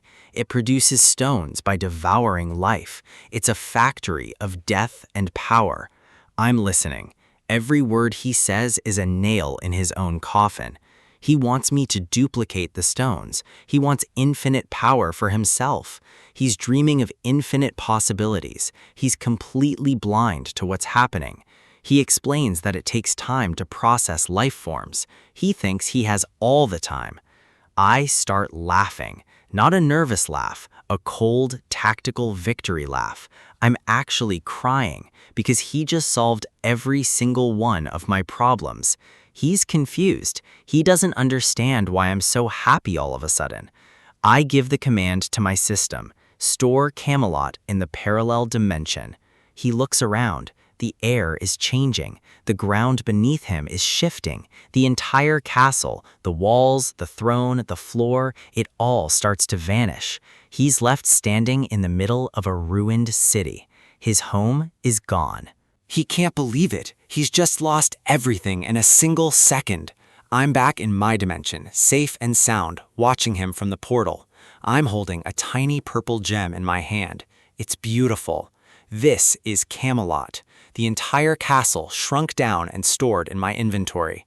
The king is screaming now. He's realized the magnitude of his loss. He calls me a lowly imbecile. He's completely losing his mind. He tries to gather his power for one last desperate attack against us. A massive wave of energy erupts from him, but it's weak. He's lost his source. The explosion is big, but it's nothing my defenses can't handle now. The smoke clears and the battlefield is finally silent. I look at him. He's nothing now, just a pile of bones in a dead world. But I'm not the one who's going to kill him. I have someone better. Lancelot is bound to the castle, and since I own the castle, I own him. The king looks up at his own summon. He sees the red eyes flare. Lancelot, kill the Skeleton King. And with one slash, it's finally over. The Skeleton King's core shatters. The primary threat in this sector has been neutralized, leaving only the loot behind. The explosion of mana signals the end of the boss. Absolute victory, achieved through precision and power. Lancelot stands over the remains. He's more than just a summoned knight now. He's the most powerful asset in my arsenal. A golden drop hits the floor. This is the ultimate prize, the Skeleton King's dimensional count. Lancelot claims it immediately. Everything that belonged to the king is now under my control. The system confirms the transfer. Ownership of the account has been reassigned to me as Lancelot's master. Accessing the loot. This is the payoff for the risk we just took.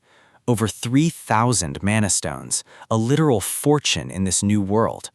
My companion is already eyeing the stash. She knows exactly how valuable these stones are for survival. She's reminding me of her contribution. She wants a cut for saving my life earlier. 1,000 mana stones? That's a steep price, even for a life-saving favor. I'm a fair leader, but I'm not a pushover. We need to maintain a tactical reserve. I toss her a few stones to keep her motivated. In this world, loyalty is bought with resources.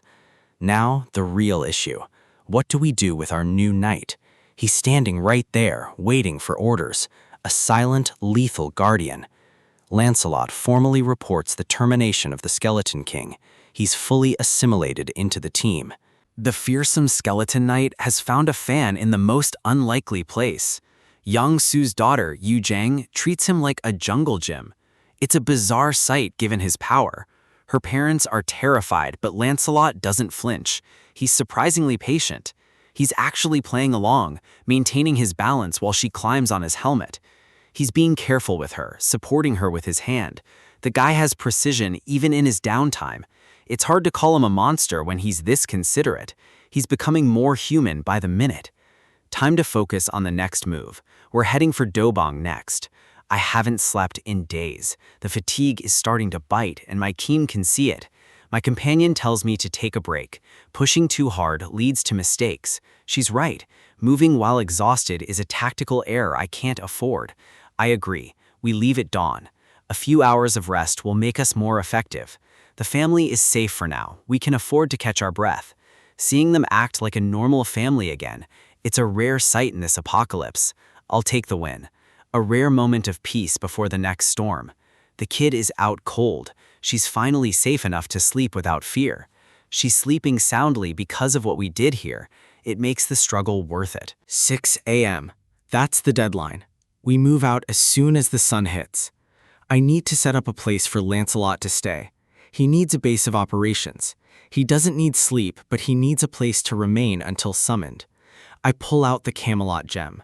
This is the key to his new home, a unique class item, a palace for cursed knights that consumes mana stones to grow. The mana cost scales with size. I need to be careful with my resources. I'll start with 300 stones. It should be enough for a basic structure. Deploying a fortress inside my inventory, the space begins to shift and rumble. It's a bit cramped for a knight of his stature, but it'll do for now. He's being polite, but he's used to something much more grand. Tens of thousands of stones for the original, the Skeleton King was playing on a different level. I'm realizing my storage ability is even more broken than I thought. Storing that massive version had no side effects. Number 2 isn't sleeping either. She's got something on her mind. She wants a personal favor from Lancelot. She's looking to level up. She saw his skill in the fight. She knows he's a master of the blade. She wants to learn his swordsmanship. In this world, skill is the only thing that keeps you alive. It's a bold move, asking a cursed knight for lessons. Lancelot agrees, but with a condition. He wants to learn her martial arts in return, a fair exchange between warriors. They both recognize the value in each other's styles. She's fired up. She loves a challenge. Sparring at midnight, typical behavior for someone who thrives on combat. I'll leave them to it. I need the rest to lead this group tomorrow. Morning light hits the city. Time to get moving. Boots on the ground. We're heading into uncertain territory. Soldiers. This wasn't part of the plan for the morning. They're calling for backup. Something is happening on a larger scale. We're being observed. The military is still active in this sector. Wait, I recognize the man approaching. This changes things. Engines roaring overhead. A heavy military presence is descending on us. That's a military bird. They're moving with purpose. A Black Hawk. They're not just patrolling. They're searching for someone. Lieutenant General Yu. He's the last person I expected to see out here. He's been hunting for us since the walls around Ulji Road disappeared. He didn't come to recruit me. He's got that look on his face. He came to deliver a warning, a serious one. The situation just got a lot more complicated than simple monster hunting. He's sweating. If a general is this nervous, the world is falling apart faster than we thought. No helicopters. The sky is now a death trap for anyone not allied with the rebels. A coup d'etat. The military is eating itself from the inside out. I-Corps has taken control of the Air Defense Command. They're shooting down everything. They're expanding north, taking over the capital's defense forces. Their defenses are impenetrable. Drones are being swatted out of the sky like flies. They're blocking the path to my family. This is a problem. Namyangju is the long way around, but it's the only route with less rebel activity. But I don't have time for the long way. Every second counts. My brother and his wife are in Dobong. They're directly in the line of fire. They're right in the middle of rebel-controlled territory. Rebels are worse than monsters. They're organized, armed, and unpredictable. My parents are trapped there too. They're facing threats from both sides. I'm not waiting around for a permission slip to save them. Lancelot, it's time to show them what we can do. I introduce our new ally. The look on the general's face is priceless. He's the one who took down the Skeleton King. He's one of us now. The general looks like he's seen a ghost. He recognizes the power standing behind me. He's looking at the monster that could level a city block single-handedly. With Lancelot on our side, the rebels aren't the only ones with a tactical advantage. Let's see how the coup forces handle a real knight. It's time to take back what's ours. The sun beats down on the rebel-controlled university, but the clear sky hides a grim reality. This isn't just a camp, it's a fortress equipped with heavy anti-aircraft guns and guarded by soldiers who have shed their humanity.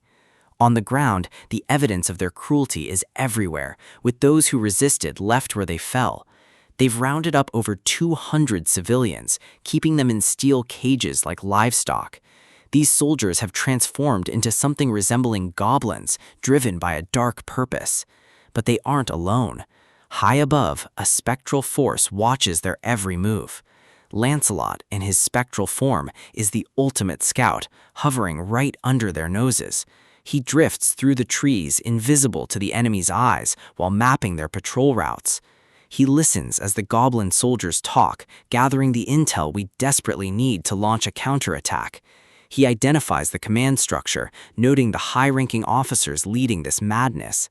Every detail counts when you're planning a siege against an entrenched enemy with superior numbers. Nothing escapes Lancelot's notice as he tracks the commander's movements throughout the base. With the scouting mission complete, it's time to bring that information back to the war room. The Spectral Knight skill is an incredible tool for modern warfare, consuming resources but providing perfect intel. In this form, Lancelot is a ghost, passing through physical obstacles and attacks without a sound. I can switch him between his physical and spectral forms at will, making him the perfect infiltrator. Back at our base, we lay it all out on the map, pinpointing the enemy's weak spots. Major Park and the rest of the team listen as we analyze the goblins' defenses and the location of their heavy weaponry. Lancelot's report is chilling. They aren't just holding prisoners for leverage, they're referring to them as sacrifices, a term that implies something much worse than simple imprisonment. The soldiers joined the rebels willingly, looking for a way to ascend in this new, twisted world. They're serving a high priest and a savior, entities orchestrating this entire disaster. The room goes quiet as the weight of the situation sinks in. This is a full-scale ritual in progress. This isn't just a rebellion, it's a cult building an army of monsters. Lancelot explains the core objective. They want repulsive force. It's a dimensional power tied to ranking. Beings of every dimension are classified by it to maintain order. Essentially, it creates a hierarchy where a higher rank is immune to the attacks of a lower one. It's an absolute rule in most dimensions, as I learned during my encounter with the Skeleton Knight. The goblins are trying to bypass the natural progression system entirely. By sacrificing humans, they're using a dark loophole to artificially boost their rank and gain safety. It's a shortcut for creatures that lack the intelligence to level up through combat or discipline. But these low-level monsters couldn't have figured out this complex ritual on their own. They must have made a deal with a higher-ranked being from another dimension to facilitate the sacrifice. We don't have time to debate ethics. If we don't act now, those people in the cages are dead. But the AA guns are the problem. We can't use air support if we can't take those out first. Their defenses are tighter than we thought, and enemy reinforcements are already on the move. If we wait for our own backup, the ritual will be complete and the sacrifices will be lost. We have to end this before they push further into the residential areas. I need more firepower, a specialist who can handle those AA guns from a distance without getting caught. Summoning another knight is the only way, but my resource pool is limited. I need mana stones and an enchant stone to bring another warrior into this fight. I refuse to unsummon Lancelot just to bring in someone else. We need both of them. Then it hits me. The Skeleton King dropped a high-grade stone that I'd tucked away. I check my inventory and there it is, the catalyst for our next move. Lancelot suggests Bedivere, one of the legendary 12 Knights of Camelot, a warrior known for his undying loyalty and incredible ranged skills. He's the perfect choice for this mission, capable of striking from a distance while we move in. Lancelot vouches for him. In Camelot, Bedivere was hailed as a genius archer with unmatched talent. If he's as good as Lancelot says, the goblins' tactical advantage is about to vanish. Back at the rebel base, a goblin soldier approaches one of the cages with a sickening grin. He targets a woman in an orange sweater, his intentions clear and predatory. The prisoners are terrified, surrounded by the bodies of those who didn't survive the initial roundup. The goblin offers her a favor, a cruel mind game designed to break her spirit before the sacrifice. He promises to let her escape if she obeys him, playing on her desperation. It's a lie. She's just the next name on his list, and she knows it. He leans in closer, his presence a dark stain on the world. But before he can act on his impulses, the air pressure around them shifts. A flash of movement from the shadows catches his attention. A blade cuts through the air with surgical precision, ending the monster before he can scream. The goblin drops, his life extinguished in a heartbeat. The cage door is sliced open, and a blur of blue and silver dashes through the camp. The woman watches in shock as her tormentor is erased by an unknown protector. Suddenly, a massive whistling sound echoes from the sky above. Something is falling, trailing intense fire and mana-charged smoke.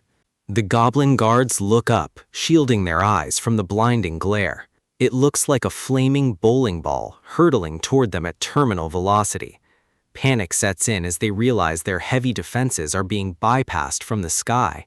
The first impact is devastating, obliterating a key anti-aircraft gun position. The explosion rocks the entire university campus, sending goblins and gear flying. Another soldier barely has time to wonder what happened before the next blast hits. Smoke rises from the hills as our hidden sniper begins his systematic demolition. A metallic hand reaches for another projectile, moving with practiced efficiency. Bedivere has arrived, and he's brought his own unique brand of long-range artillery.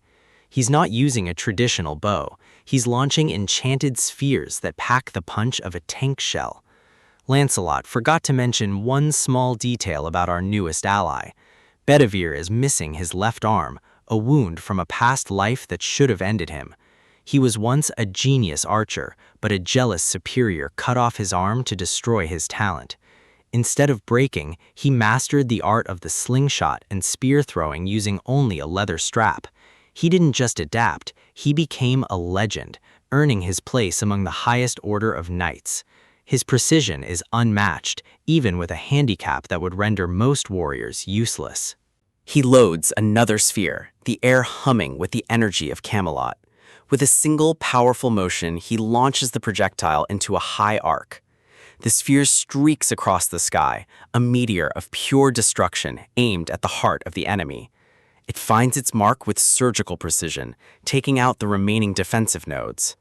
The goblin commander watches from his office, his face pale with realization. He can see his army being dismantled piece by an invisible force. His men are being crushed, and his plans for the ritual are going up in flames. The ground shakes as the bombardment continues, turning their fortress into a death trap. He turns to flee, but the shadows in the room are already moving. Lancelot has entered the room, his heavy armor clanking with the weight of impending judgment. The commander realizes too late that Camelot's knights aren't a group that amateurs can hope to defeat. Automatic Mana Stone collection is active. Having a dimensional account means I don't have to lift a finger to gather resources. The notifications are relentless. 5 stones, 8 stones, it's constant. The speed of the system is almost overwhelming. I'm hitting numbers I never thought possible this early. Up in the sky, a signal flare cuts through the clouds. The mission is progressing according to plan. A massive explosion rocks the distance. That's the signal. The anti-aircraft guns have been neutralized. Lancelot and his order are proving to be more efficient than I could have ever hoped for. Even the military officers are stunned. They're starting to realize these knights are basically a walking special forces squad. It's time for us to move. We can't let them have all the fun. While we prepare to move, Bedivere is wrapping up his own tactical objectives elsewhere. He's taken out all the targets and fired the signal, but he's hit a bit of a snag. The map Lancelot gave him is covered in scribbles and strange marks. Communication has never been their strongest suit. Navigating a modern city is a nightmare for an ancient knight with no sense of direction. He's completely lost. Back at the command center, Lancelot isn't wasting any time with pleasantries. He lands a heavy blow on the goblin commander. The commander hits the floor hard, realizing too late that his rank doesn't mean anything to Lancelot. A heavy boot pins the creature down. The interrogation has begun. Lancelot isn't interested in games. He wants to know who taught them the loophole method and where they are. The goblin's red eyes flare with recognition. He's hiding something big. The commander's laughing. He thinks he has the upper hand because he serves something greater. He reveals a name, Tonatiuh, a colossal entity that supposedly makes even an 8th rank look like a joke. He reaches out, still trying to grasp for some form of power or escape. Lancelot has never heard the name, but he doesn't care about myths. He wants actionable intel. The commander claims he doesn't know the full plan either, but he's not hanging around to be executed. He manages to roll away, using a burst of speed to put distance between him and the knight. He darts toward the exit, desperate to reach his subordinates outside. He leaps through the glass shards flying everywhere as he makes his break for the street. The crash echoes through the courtyard. He's out, but he's not safe yet. He hits the pavement hard, rolling to his feet while his guards scramble to react. The commander is injured, but his focus is entirely on getting away from the monster in armor behind him. His ankle is twisted, bone cracking under the pressure of the fall, but he forces himself to stand. He screams for his bike. He needs speed if he wants to survive this encounter. His soldiers are panicked. They've never seen their commander this terrified. Lancelot emerges from the building with cold, calculated precision. Running is useless. The soldiers rush forward to buy their leader time, throwing themselves into a fight they can't win. They raise their weapons, but they're trembling. They know exactly what's coming. Lancelot acknowledges their loyalty, but mocks their stupidity. They're just fodder. One of the goblins takes aim, his finger hovering over the trigger. He thinks his numbers give him an advantage. Lancelot's eyes glow through his visor. He's seen enough. The goblin smirks, thinking they've adapted to this new world better than any human. A blur of steel cuts through the air. The soldiers don't even see the blade move. Lancelot thanks them for grouping up. It makes clearing the area much more efficient. Blood sprays the air as the formation collapses in a single stroke. The survivors are left gasping, their confidence shattered in an instant. The sound of steel and bone is the only thing left in the courtyard. The commander is panting, watching his men die while he waits for his escape vehicle. He looks up, realizing he's been cornered. There's nowhere left to run. He looks at his remaining guards with a desperate, hungry look in his eyes. The sound of helicopter blades starts to drown out the screams. The government army is arriving. The pilot sees the chaos below. It's a war zone down there. The commander realizes the army is here to finish what Lancelot started. He knows what he has to do. He looks at his subordinate with cold intent. Without warning, he plunges his hand into his own soldier's chest. He's devouring them. Blood drips onto the floor. This is the loophole, forced evolution through sacrifice. The sound of crunching bone fills the air as the commander absorbs the life force of his men. Lancelot watches the horrific transformation, his blade ready. He knows what's happening. I arrive on the scene just in time to see the commander gorging himself on mana stones. The sight is revolting. He's trading his humanity for raw power. He's crushing the stones and consuming them directly. It's a desperate, dangerous gamble. Lancelot identifies the threat. The commander is forcing himself into rank 8. The commander's body swells, muscles tearing through his uniform as he becomes a literal monster. He's lost all semblance of a goblin. He's now a hulking beast of pure aggression. I ask Lancelot about his own rank. He's a rank 7, but he doesn't seem worried. The beast roars, its presence radiating a sickening amount of mana. It charges with blinding speed, a massive muscle and rage aimed directly at us. Lancelot steps back. He says this doesn't require his involvement. Bedivere can handle it. From the roof, a figure appears. Bedivere has finally found the battlefield. He trusts his gut, or rather, his slingshot. He's ready to end this. A single high-velocity projectile tears through the air, hitting the beast with terminal force.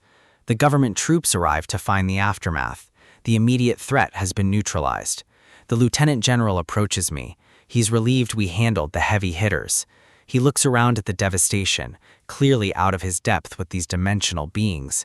The commander's body is a mess. It's a grim reminder of the cost of power. I ask Lancelot if he found anything useful before the commander transformed. He mentions the name Tonatiuh again. It's a name that keeps coming up and we need answers. The lieutenant general suggests searching the commander's room for documents. It's a solid lead. Lancelot points us toward the 4th floor of the building behind us. He warns us that there are too many documents to manually sift through. I tell the general to let us handle it. We have tools they can't even imagine. I call on Pax. I need a full catalog of every military document and map in the building. The system begins calculating the cost for the data extraction. Over 5,000 documents. The cost is 120 mana stones. It's a bargain. I give the order to proceed. Efficiency is the only way I'm going to find my family. Pox hits a snag. 2 documents don't match the military category. I pull them up. These aren't standard military orders. Dimensional being application forms. This is how they've been boosting their ranks. Lancelot explains the difference. One is official. The other is the loophole method the commander used. The official document is rare. It shouldn't even exist on Earth yet. According to the form, you need mana stones and a dimensional account to register officially. I realize I'm the only one who actually meets those requirements. Lancelot suggests I register myself. It's a chance to solidify my standing in this system. The official route means I won't turn into a monster. The form adopts to the language of the user. I take a deep breath. 1,000 mana stones is a steep price, but I have plenty to spare. I sign my name. It's time to stop playing by the world's old rules. The document glows as the system processes the registration. It's official now. Just like that, it's done. I'm officially recognized as a dimensional being. Outside, the sound of a motorcycle engine screams as a goblin rider finally arrives with the commander's bike. Bedivere watches from the roof, his eyes wide. He thinks he's looking at some kind of mechanical horse. Over 40,000 military documents. I don't have the luxury of time to sort through them all right now. Lieutenant General Yu will handle the intel. My priority is reaching my family before the rebels tighten their grip on the district. Dobong is crawling with rebel forces. We need to move fast, but we can't afford to be spotted in a military convoy. The plan is simple. Blend in. If we don't look like soldiers, we might just make it through the checkpoints. The problem is my inventory. My parallel dimension is packed with gear, but it's all high-profile military vehicles. I need a civilian transport, and I need it now. Scavenging on the fly is a massive risk. We start moving on foot, keeping low and staying quiet. Lancelot and I head for the exit. Every second we waste is a second my family is in danger. Suddenly, a bright flash of light cuts through the dim hallway. I stop. Something is coming. Bedivere rolls up on a heavy-duty motorcycle, looking like he just rode out of a wasteland nightmare. I'm stunned. Where the hell did a skeleton knight find a bike like that? Apparently, he borrowed it from a red-haired goblin commander. He calls it a horse, but it's exactly the mobility we need. A brigade commander's personal ride. This is more than just luck. It's a tactical upgrade. If I can store this in the system, I'll have permanent high-speed transport available at a moment's notice. We hit the streets. The engine roar draws eyes, but we're moving too fast for the local patrols to coordinate. Goblins in stolen military fatigues are scattered across the ruins, confused by the sound. They see us coming, but they don't realize the threat until we're already on top of them. We don't slow down for anything. Speed is our best defense right now. One of them tries to level his rifle, his finger tightening on the trigger. A fireball from the sidecar incinerates him before he can even find his target. We're cutting through the enemy lines with brutal, mechanical efficiency. The goblins are terrified. They've never seen riders like us. Lancelot clears the path, taking heads with his blade without even leaning out of the seat. Pure, lethal precision. This is the power of the system in action. We leave a trail of smoke and blood behind us as we tear through the city center. The urban landscape is a graveyard, but we're the ones doing the reaping today. A goblin sentry watches from a high window, completely paralyzed by what he's seeing. He's never seen a bike like this, and he definitely hasn't seen a human riding with the undead. We screech to a halt in front of my apartment complex. The tires kick up a cloud of dust. This is it. Home. I just hope I'm not too late. I reach the door and start pounding. Every strike echoes through the empty hallway. Sengyum, it's me. Open up. I'm shouting for my brother, desperate for any sound from the other side. Nothing but silence, the kind of silence that makes your stomach drop. I don't have time to wait for an answer. I grab the handle and force the lock. I'm getting in one way or another. The door creaks open, revealing a dark, still living room. The wedding photos are still hanging. The place hasn't been ransacked, which is a good sign. The TV is shattered, but the rest of the furniture is untouched. They weren't raided. I call out again, but the apartment is clearly abandoned. Lancelot moves in to secure the rooms while I search for clues. Every step feels heavier than the last. Where did they go? They didn't leave in a panic. This was an evacuation. Then I spot something on the kitchen table, a folded piece of notebook paper. It's a message. It's a letter from my brother. He knew the phones were dead and someone might come looking. He says they've decided to head to Ijeongbu. They're trying to find safety with the in-laws. But the letter takes a dark turn. He mentions that soldiers have started abducting people. The knights report that the rest of the building is empty. No one is hiding here. My brother's warning is clear. They're taking everyone, regardless of who they are. He promises to survive, no matter what it takes. I can feel the weight of his fear in every word. I hand the letter to Bedivere. I need to keep this safe and show it to the rest of the family later. If the rebels are occupying Dobong, Ijeongbu is their next target. We have to move now. Lancelot is ready, but he's concerned about my plan to take point. I'm still testing the limits of the repulsive force I gained, but there's no time for a trial run. Suddenly, the building groans. The sound of heavy rotors fills the air. A rebel Blackhawk is hovering right outside the balcony. We've been found. The pilot confirms our presence. He's not here to take prisoners. The minigun spins up and the entire room is suddenly engulfed in a storm of lead. Bullets shred the walls and the floor, turning the apartment into a kill zone. It's a relentless, high-caliber barrage meant to leave nothing standing. Dust and debris fill the air as the helicopter systematically guts the building. The firing stops. The pilot waits for the smoke to clear, expecting to see corpses. I step out of the wreckage, completely unharmed. The repulsive force held. It stung a bit, but I just tanked a point-blank machine gun.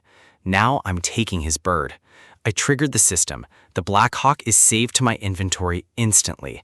The pilot is left floating in empty space, his cockpit gone in a blink. He realizes too late that he just tried to kill a rank 8. He won't live long enough to regret it. He screams as gravity takes over. One less rebel to worry about. We've cleared the immediate threat, but the rebels are still armed to the teeth with more helicopters. I just have to hope my family is staying one step ahead of these monsters. Meanwhile, across town, the Goblin Command is losing its patience. They're talking about sacrifices for a high priest. They aren't meeting their quotas. The commander is furious. He doesn't care about excuses. He wants results. He brags about another officer who already rounded up 300 people for the ritual. He's disgusted by the incompetence of his own troops. He decides to escalate. He turns to a massive mutated figure looming in the shadows.